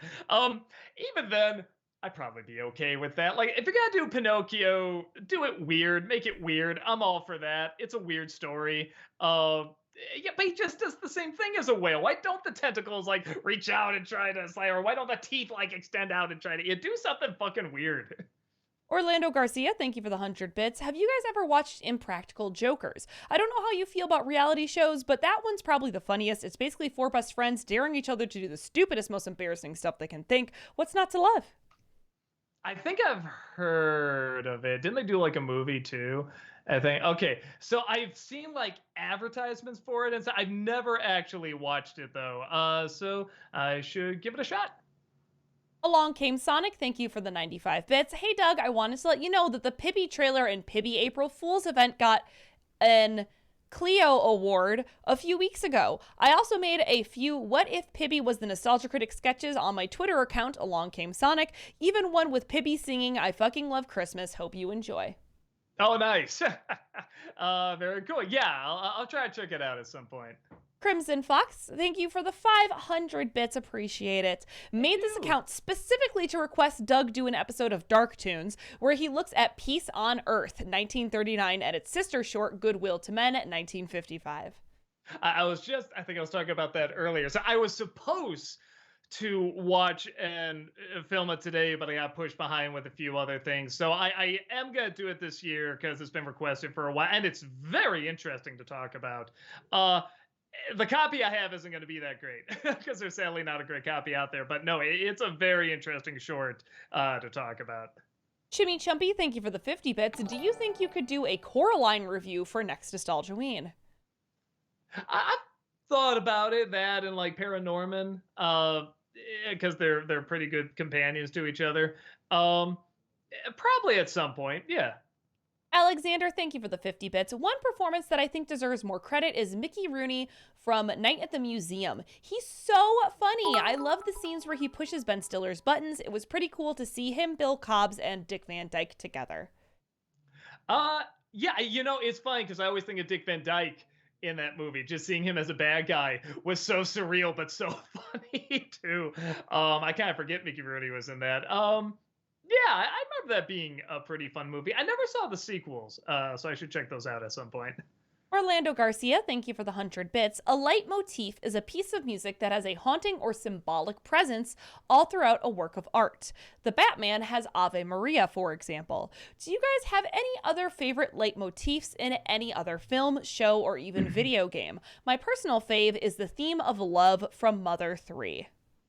I mean, I love the use of music in like musical scores and stuff, but yeah, I'm trying to think of like, man, what's something that like just I hear it, I'm like, oh shit, like that gets me, or that's so haunting. This is so weird because it's not at all a serious movie. I don't know if this is really answer your question the best, but the theme from Young Frankenstein is weirdly haunting. The violin bit, the do do do do do do, like that's something out of like a classic Frankenstein movie. So even though it's not really haunting in terms of the film itself, I actually really give credit that they gave it a theme that sounds like something that would be out of the original. Gary Turbo, thank you for the 50 bits. Top 5 villains of 2022. 5, Homelander. 4, Covenant. 3, Jellyfish. 2, Riddler. 1, sorry-ass Tom Brady. Oh, are they asking me for top 5, or are they just listening to the top 5? They're listing theirs, I believe. Okay, good, because I don't know if I could think of top 5. Homelander's a good one, though. Alexander, thank you for the 50 bits. The Night at the Museum sequels weren't quite as good as the first, but I still found them entertaining. Hank Azaria was hilarious in the second film, and the third film was a surprisingly emotional conclusion to the trilogy. If you liked the first film, I'd recommend you watch them at some point. Yeah, that'd be maybe another one of those good compilation videos to do. Yeah, I might do it. That'll give me an excuse to finally watch them, too. Adam Grunther, thank you for the 50 bits. What's the saddest moment in all of Avatar for you, besides that scene with the guru, since you've already brought that up before? Man, it's kind of a spoiler. When someone approaches someone... I think it's okay to give you spoilers, Doug. The show's been out for a while. But it's near the end. Okay, all right. You do you. All right. When someone approaches someone asking for forgiveness, and before he can even get through the end, the person turns and hugs him. I thought that was, that got me to choke up a little bit. Bernsey, thank you for the 100 bits. Johnny dangerously had some fun curses. Fargan, ice hole, corksuckers. You remember Johnny dangerously, right, Doug? Yeah, my mother hung me on a door once. I love that line. Grand Omega, thank you for the 50 bits. If you need to understand Beast Wars, just ask Walter. You know he loves Beast Wars. Yeah, no, he's all there. I might hit him up on that before I go see the movie because I don't know anything about it. Elite Gamer, thank you for that 4-month subscription. Welcome Thank back. you. Appreciate it. Hello, Doug and Heather. Thanks for 4 months of awesome videos and laughs. Also, Christmas! I was wondering, what is your favorite movie of all time? Also, Heather, does Doug know of Walter's Pokemon name? Oh, the joke about Walter. So, for some reason, I can't remember how this came up in my playthrough on Monday, but we were talking about how Tamara and I should be Jesse and James, and then someone said Walter should be the Wobbuffet, which would be hilarious. I don't think you know what a... Is that the little brown cat character or no? No, that's a Meowth. Dear God, Doug. Oh, okay. Okay. I don't know. I just know Jesse and James, and there's a little brown cat that follows him around. I thought maybe that was it. I don't know. It's like a blue blob, essentially. It just made me laugh because Walter would be a blue blob just going, Wobbuffet. Walter Fat. Exactly. Exactly. And my favorite movie is Brazil. Gary Turbo, thank you for the 50 bits. Since Walter isn't here, Raiders of the Lost Ark would have been better as a horror movie without Indiana Jones. But will that just be Nazis getting blown apart? I mean, I don't know. That sounds pretty satisfying to me. It sounds less scary and more like a kid's film. Kind Guy, thank you for the 100 bits. Hi, Doug. Excluding the Tim Burton Batman films, no superhero film seems to have passed Superman the movie. Superman Returns, boring Man of Steel, all over the place. Batman v Superman, what the heck? What will it take to get the same magic of Superman the movie? So they didn't do it well, but I like what it was trying to do. Eternals, I think something along those lines of showing like a superhero or superhero group living all these years and kind of trying to be a family at the same time. They grow apart, they grow together again. Like that could be really, really interesting. And then you do see things like, trying to deconstruct like the Superman movie with like The Boys and stuff like that. But that's been done to death. So I don't know. Eternals, it's a shame it wasn't good because that is the one where I'm like, that could have gone somewhere interesting. So I don't know. I wouldn't mind another attempt at something like that, like a superhero story that spans like centuries, because they always kind of tap on it, but it's always like, oh yeah, well this character's been around for thousands of years, but now the story's focusing on today, and it's like, no, let's really follow them over the thousands of years. I think that'd be really interesting. Adam Grunther, thank you for the 50 bits. What are your thoughts on Simon Pegg's character in Ice Age 3? Oh, he's funny. Him talking to that rock and everything really, really made me laugh. He's like telling the story, and one of them asks, "Did you die?" And he's like, "Yes, but then I didn't." And they're like, oh! I mean, like that's all very funny. Chimmy Chumpy, thank you for the 200 bits. A Rakuen playthrough would be nice. I feel like the game needs more love, especially since it's made by Laura Shigehara. It's a cute little story that emotionally devastates those who play it. How do you spell it? Rakuen. Rakuen. Okay. Yeah, I think I've heard of this one. I always act so shocked when I haven't heard of a game, and like I don't really play that many games, so I don't know why I'm always surprised. It looks really pretty. It looks very kind of Miyazakian. It looks cool. Cybernetic Burb, thank you for the 100 bits. Love your content. Been watching since 2010. Back in the That Guy with the Glasses days. Yeah, back when I had glasses too. I was always thinking about, so I have it on the thing here. We used to have like an old logo. Somebody made this for me long ago. I still have it. Of like, that was like my old logo. And I want to do an updated one where it's only like a little bit of eyebrows and a nose and a beard. Like that's it. Everything else is gone. It just is getting old sucks. Randy Gaming, thank you for the 50 bits. Hi, Doug. I was able to find a copy of the Deadpool game, and it is amazing so far. I hope you find a copy for Disneycember. Also playing Monkey Island. Yeah, I should write that down. I don't know. That sounds like a fun idea, do a Deadpool game.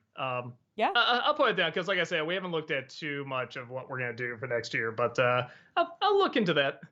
Chimmy Chumpy, I love that. I love sharing emotional devastation. Beautiful.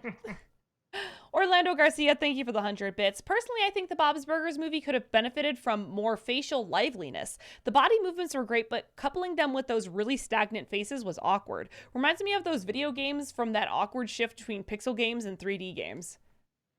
I actually like that. Well, okay, again, it works in the sitcom in little half-hour segments. In a film, I think it could still work okay. You just have to kind of get the right story and set up for it. Like if it was, I don't know, if it was just about like the family going through weird things, like guy asked someone out, or Luis with the little bunny ears and stuff like that, I could see those expressions with very little happening actually being kind of interesting, because they do look kind of so flat and dead. It's almost like they're internalizing everything. But the fact they have like a big thing with like a murder and stuff like that, like it's right. You had to do one or the other. You know what I mean? Either go big or keep it small. Alexander, thank you for the 50 bits. What do you think of Blue Sky Studios' Robots? Personally, I thought it passed the time okay. Very formulaic, though. It tricked me, because it starts off really funny. Like, the jokes are good in the first, 10, 15 minutes. I was laughing really hard, like, holy shit, maybe this movie's, really, really great. And then exactly what you said just becomes every other animated film. And it's just I was so, I thought this was going to be, a real hidden gem, you know what I mean? And then, it just becomes every other anime movie. I mean, with that said, it's not awful or anything, but it's nothing that great. Kind Guy, thank you for the 100 bits. Hi, Doug. Superman 4 has got so much shtick. Believe no one talks about the budget that got cut, the 45-minute cut. Had they been given the right treatment, could the film have worked? I guess there's an interesting idea in there in terms of the nuclear missiles and stuff, but I feel like there's so many other stories where Superman's the bad guy, where they kind of talk about that with something like The Boys and Invincible and stuff like that. So I feel like they're already talking about it. Yeah, I don't know. I'm not gonna say no. I'm just saying I don't know how to do it. Adam Grunther, thank you for the 50 bits. Since we were denied of it in Amazing Spider-Man 2, would you ever want to see Chris Cooper's take on the Green Goblin, or are you satisfied enough that you don't really want another take on Green Goblin after No Way Home? I don't know. That looks like something where they're just I don't know, we need someone who might have been a neat Green Goblin. I guess Chris Cooper, go ahead. It didn't look like there's any passion behind that, where with Dafoe as Green Goblin, I mean, whenever they have him as the Green Goblin, where he's wearing the mask or he's not or whatever, you can tell they're just let's fucking do this. We got a vision. Let's just go full force into our vision. You know what I mean? Yeah. And that didn't feel that way with Chris Cooper. So, no, I didn't feel like we're missing much. Gary Turbo, thank you for the 50 bits. I think Glenn or Glenda deserves a remake because studio interference destroyed the movie and could have been a good way for Ed Wood to spread his message for tolerance for cross-dressers, including nowadays with the popularity of femboys on social media. Is that, okay, I shouldn't talk because, the movie did have a lot of things false in it, the movie Ed Wood. But I thought I read it was about, it's supposed to be about a sex change, and then he brought his own stuff to it and kind of changed the story. So I don't know. I don't know if that was studio interference. I think it was quite the opposite from what I understand. Yeah, I don't know. I always kind of like the idea of remaking a movie that's bad to see if you can make it good. I think that's fun. And that would be an interesting film to do that with, and maybe keep it in that same time period. They're yeah, I don't know. I don't know how you do that. Chimmy Chumpy, thank you for the 100 bits. What's your favorite trope of all time in movies? Man, favorite trope. Not looking at explosions, man. That's cool every time. I was almost going to say that. I'm a big sucker for something just blowing in the wind. If it's a coat or, someone just standing and there's they're standing still, but the coat or the cape or whatever is blowing. That just looks so fucking cool to me. And looking down, I'm a huge sucker for a hero or villain just looking down like that. It's so simple, but it's so cool. Gary Turbo, thank you for the 50 bits. Last bits, it's funny people complain about lack of original movies, but without big stars to attract audiences, original movies won't get attention. Well, and even big stars aren't always doing it. I mean, I do get why they keep going to, properties that already exist and stuff like that. Because again, there's already a built-in audience, and yes, you are taking a risk on something new. Like I get that, um, but I don't know. Movies are about risks as well. Like everyone's going nuts whenever they do a risk on a franchise or a property that does something different. That's not what the original was, and it's like, well, okay, just make something new then. You know what I mean? Like take like an actual risk, not just something that's a risk to that fan base. You know what I mean? I don't know. I feel like we're always going to be telling timeless stories, and stories have been told a million times and reflect the eternal in us and everything. But we gotta get new stories in there too, because we're always changing and evolving, and I think stories should reflect that too. Kevin Lane, thank you for the 50 bits. Batboy says, To the Moon is a great emotional RPG adventure game that tells a really sad story that, as a person with Asperger's, I really relate. To the Moon game? Is that what it was? It was a game? Yes. It's an Okay. RPG adventure game. Okay. Neat. Yeah, I've never played one of the. Is this just one where you go around, you like ask questions and stuff, or is it a turn-based thing or something? I'm not sure. I don't know anything about it. Sorry. Okay. I always see these kind of games. They always kind of look like Zelda 3, like the overhead kind of thing. Like, and I never know. It's like, well, do you fight in it? It looks like a very talky game, which is not bad at all. It's just one of those things where I'm like, okay, is that what these kind of games are? Yeah, I'm never quite sure. Orlando Garcia, thank you for the 100 bits. Last Saturday in college, I watched my new best film ever. It's a 2019 film named Just Mercy, an adaptation of the book of the same name. It's about a black lawyer, Brian Stevenson, trying to prove the innocence of a black man, Walter McMillan, on death row. Super gripping stuff. Highly recommend. Oh, big name. Michael B. Jordan, Jamie Foxx, Brie Larson. Okay, some big names there. Yeah, I don't even know if I've heard of this one. Looks good. I will try to check it out. Honest Reviewer, thank you for the 50 bits. What of the original Benders would you want as a pet? Sky Bison, Dragon, or Badger Mole? Also, you have my permission to steal my bacon joke. I gotta remember what a badger mole looks like. Let me see. I gotta go with the badger mole. Adorable. Big, but adorable. Grand Omega, thank you for the 50 bits. For Christmas, would you like a giant flag that is a bat credit card? Ah! There you go. Alexander, thank you for the 50 bits. I've heard Puss in Boots 2 was supposed to be great. Some critics have called it darker yet still very funny. I'm especially excited to see Kitty Softpaws back again. I thought they had great chemistry in the first film. Yeah, and sounds like I'm gonna have to see Avatar instead. I'll try to get around to that though, to seeing the Puss in Boots. Chris Kringle, thank you for the 50 bits. Question for both of you. What are some of your favorite Christmas episodes from TV shows? The SpongeBob Christmas special and the Chowder Christmas special are some of my faves. Man, the Blackadder Christmas is really good. The Pee-wee Christmas is really great. I'm trying to think of ones that it's like I watch every year. Some of the Animaniacs. The Tiny Toons Christmas is actually really good. They do a parody of It's a Wonderful Life. That's very, very funny. Yeah, there you go. It's a couple. Chimmy Chumpy, thank you for the 100 bits. Weird Al released his mockumentary last month. Have you seen it? No, not yet. I want to as well. Everyone says it's great. Yeah, but I haven't gotten around to it. Grand Omega, thank you for the 50 bits. I can't believe you don't know what pillow pets are. I think I remember them. Let me look them up again. Because again, I think this was something I was a little past my time, but I feel like, no, I have no idea what these are. I've never seen these before in my life. So, okay, I will try to look up the ads for them then. Captain DN, thank you for the 100 bits. I just wanted to say how excited us duo critic / Oni Plays fans are for your inevitable crossover. No rush. We just love you both so much and are so excited. Thanks for being awesome. Yeah, like I said, we're figuring it out. I mean, we're not in a rush either. We're both really, really busy, but yeah, we've talked about a few things. Adam Grunther, thank you for the 50 bits. Which villain from The Boys do you like more, Stormfront or Soldier Boy?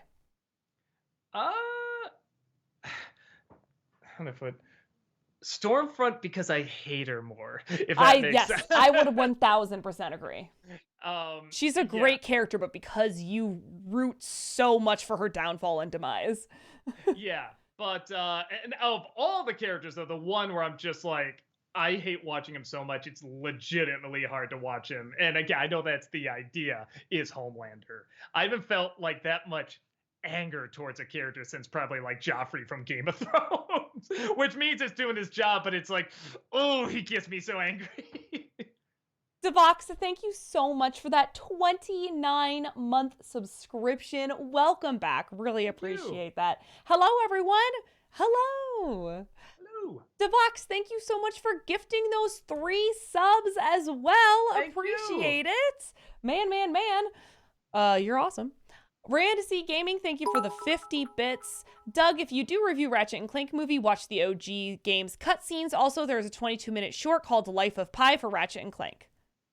Okay, I'll check it out. Honest Reviewer, thank you for the 50 bits. Last bits of the night, when it comes to a Superman movie, someone should take notes from Superman versus the Elites, if not a full-on adaptation of it. It really helped me reevaluate my thoughts on Supes and why Boy Scout superheroes like him and Captain America are important to have. Yeah, that's one of the reasons I feel like something like Man of Steel kind of missed that. And even though they're not always popular and they could be seen as cheesy or dorky, like they are important. I don't know. I think it's kind of cool seeing like Captain America just suddenly get like this huge resurgence, like ever since like I don't know, maybe Avengers came out, because suddenly I've just seen that shield everywhere and that symbol everywhere, and it's like that's cool, that's nice. It's like fucking America, but it's like he's a Boy Scout, like in the best way. He does what needs to be done, and he does it for America and stuff. And it's like I don't know, it's nice because everyone always liked Superman. Everyone knows the logo and stuff. But it's kind of cool seeing like the shield and that image become really popular. Alexander, thank you for the 50 bits. Question for both of you: top 3 favorite films of 2022? The Batman. The Menu would, the Batman, the Menu. Something else beginning with the. I don't know. I'd have to look at a list. Maybe I can look at a list while we do the next one here. Okay. Kevin Lane, thank you for the 50 bits. Have either of you seen the movie The Conspiracy? Its titular conspiracy would be the Tarsus Club, who are trying to take over the world. What advice would you two give them? I don't know. I'll let you know once I take over the world and laugh at them. I mean, I think it's better to go the non-violent route. So don't start a military coup. Instead, control the will of the people.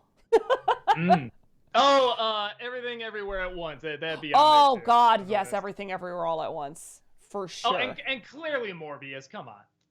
Jesus Christ, Doug, I'm gonna end the stream right now.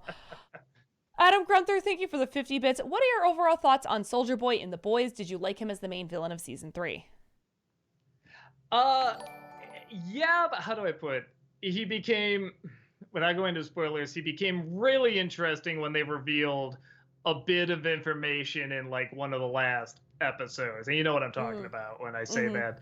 Because honestly, I'm like, he's okay, but I just feel like I've seen this villain before, whatever. He's fine, he's done well. But then like, when that was revealed, I did go like, so I'm like, okay, he suddenly got even more interesting. Yeah, for sure. Excuse me. All right, and that's all the bit messages, so we have some time for highlighted. Nice, all right. J-Star Otaku says, hey guys, happy December, 1 month left of 2022, and in all honesty, outside of all the celebrity deaths, I think this has been one of the best years for media, movies, TV, games. I don't envy those who make top 10 top 10 best years at the end of the year. Like lists, I think is what I mean. Yeah. Yeah, I don't know. In terms of movies, like, I can't say it's been bad, but even when you say, what are some great ones? It's like, yeah, I don't know. I'm looking through like, that was okay. That was good. That was good. So, I don't know. Maybe I haven't seen the right ones. Lord R. Wolfen says, what is your favorite King of the Hill episode? Well, I was binge watching the series today. I got up to an episode called Lupe's Revenge, where Peggy takes a class trip to, Lupe is probably Revenge, sorry, where Peggy takes a class trip to Mexico and accidentally takes a Mexican girl to the States with her, and I can't stand Peggy throughout the episode on how ignorant she is. Wait, is it favorite or least favorite? Least favorite. Least favorite. Hmm. Maybe the first one. I actually didn't think the first episode was very good, so we kind of thought it was gonna suck. And then we saw the second one, we're like, well, that was okay. They got one, and then the third one was really funny. And by the time it got to four, we're like, okay, this is a good show. Chimmy Chumpy, thank you for the 100 bits. As weird as it sounds, have you ever seen the Old Spice Invisible World movie? The number of sight jokes they make is mind-boggling. Old Spice Invisible World movie? Yeah. I didn't know Old Spice made Such a thing a movie. existed. Yeah, the Old Spice movie on Vimeo. Okay. I mean, well, like 2017. I never even heard of this. All right, I'll try. Those ads are funny, so I'll try to check it out. Master Mario says, do you have any romantic shippings that aren't canon? For example, I like Helsa, Hans, and Elsa. I feel like I have so many, and now that I'm on the spot, I can't think of anything. Yeah, I'm trying to think of one where I was like, oh, I wanted like them together, and they didn't get together. I'm trying to think who the hell it was. I'm sure I do, but I can't think of them. I know, right? I can't believe it right now. Your girl used to write anime fanfics in middle school. I have I have non-canon ships that I just can't even think of right now on the spot. Oh well. I'm like I just type in shipping characters because I can't wait to see what fucking comes up for this. Oh god, Doug, why are you doing this to your Google? Doug, it's like no. all of it's Steven Universe. Like, this character sure got together with this character. This character sure got together with this character. I'm blanking. Yeah, I'm so sorry. Chris Kringle asks, do you like Big Weld, voiced by Mel Brooks in the movie Robots? Yeah, he was. I mean, anything Mel Brooks voices, I'm gonna have a soft spot for because it's Mel Brooks.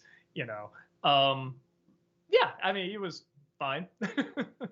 Power Gamer says, what's the difference between Hallmark movies and Scooby-Doo? One has formulaic plots, two-dimensional characters, and cartoonish villains who are usually trying to close some sort of real estate deal, and the other has a talking dog in it. Yep, I knew it. You know it's coming, but you're kind of looking forward to it. Like, oh, how much are they going to build this up to show how much they have in common? I love that. There is... why haven't they made a Scooby-Doo rom-com the more I think about it? I think two villains who are like, one's doing a real estate scam and everything, and the other's trying to own a theme park or something, and just like Scooby-Doo and the teens are like the side characters in it. That'd actually be really funny. That's a pretty good idea. Elite Gamer says, so Doug and Heather, have you ever heard of the old Cartoon Network show Code Lyoko? Also, Doug, you wouldn't stand a chance against the almighty Heather and her army. My spaghetti would. Code Lyoko, I've heard of it. I think if you show me like a picture, I would be able to identify that as like Code Lyoko, but I don't know anything about it. It was a little bit past my time, so I didn't watch Code Lyoko. Game Fan says, where's Rob? Sick this week, unfortunately, but sometimes on Wednesdays he just has other things going on, so. Yeah. Scrolling down. Game Fan says, what's the next Christmas review next week? Humbug! But which one? Alexander, thank you for the 50 bits. I'm probably not the first person to make this joke, but what's the difference between Owen Wilson and Keanu Reeves? One says, wow, while the other says, whoa. It's a dad joke. I know, I just had to get it out. But can you do them both at the same time? Whoa. No. Right with like, wow. That's better than mine. Dillbomb says, hey Doug, are you finally going to review Home Alone this year, aka the good one? After one more bad one. And then next year I'll do the good one. Because, I always... I feel like I gotta do like a compilation of all the Home Alone movies. Because, at some point I'm just like, well, I think I've done them all. I'm only missing the original and the newest one. So, let's just finish them off. Honest Reviewer says, you say you love giraffes, Heather. Can't wait for Owl House next year where it's revealed they're hell spawns too much for the demon realm to handle. That sounds awful. And I'm never going to watch Owl House now. Thanks, you ruined it for me. No, I'm kidding. I'm kidding. I'll probably still watch it eventually. Dillbomb asks, which Ian McKellen performance do you prefer, Gandalf or Magneto? When Magneto's done right, he's pretty cool. And can be pretty menacing. Where when Gandalf's done right, it's like, oh yeah, no, that's good. There's Gandalf. There he is. Cool. You know what I mean? Where it's like Magneto's like badass. You know what I mean? So I guess I'll say Magneto. All right, cool. And I think that'll be our last one here because it is 8 o'clock on the dot. I can't believe we couldn't think of any shade. You know what? I'll say Ren and Stimpy. There you go. It's on my shirt. It's looking me right in the face. So Bert and Ernie. There you go. Thank you all so much for joining us here today. We super appreciate it as usual. We do have content here 6 days a week, so come on back and hang out with us. We always appreciate seeing you here. Tamara's gonna be on tomorrow. Then Malcolm will be here on Friday. Doug will be here on Friday. We do have Awesome Comics and Coffee this Saturday. So yeah, come hang out with us. I am just trying to make sure Tamara is live. She is fantastic. So we are going to go raid Tamara. And then I'll end this sentence. Okay, great. All right, everyone. We will see you all later. Have a wonderful night. Bye. Bye. Bye. Bye. Goodbye. Goodbye. Goodbye.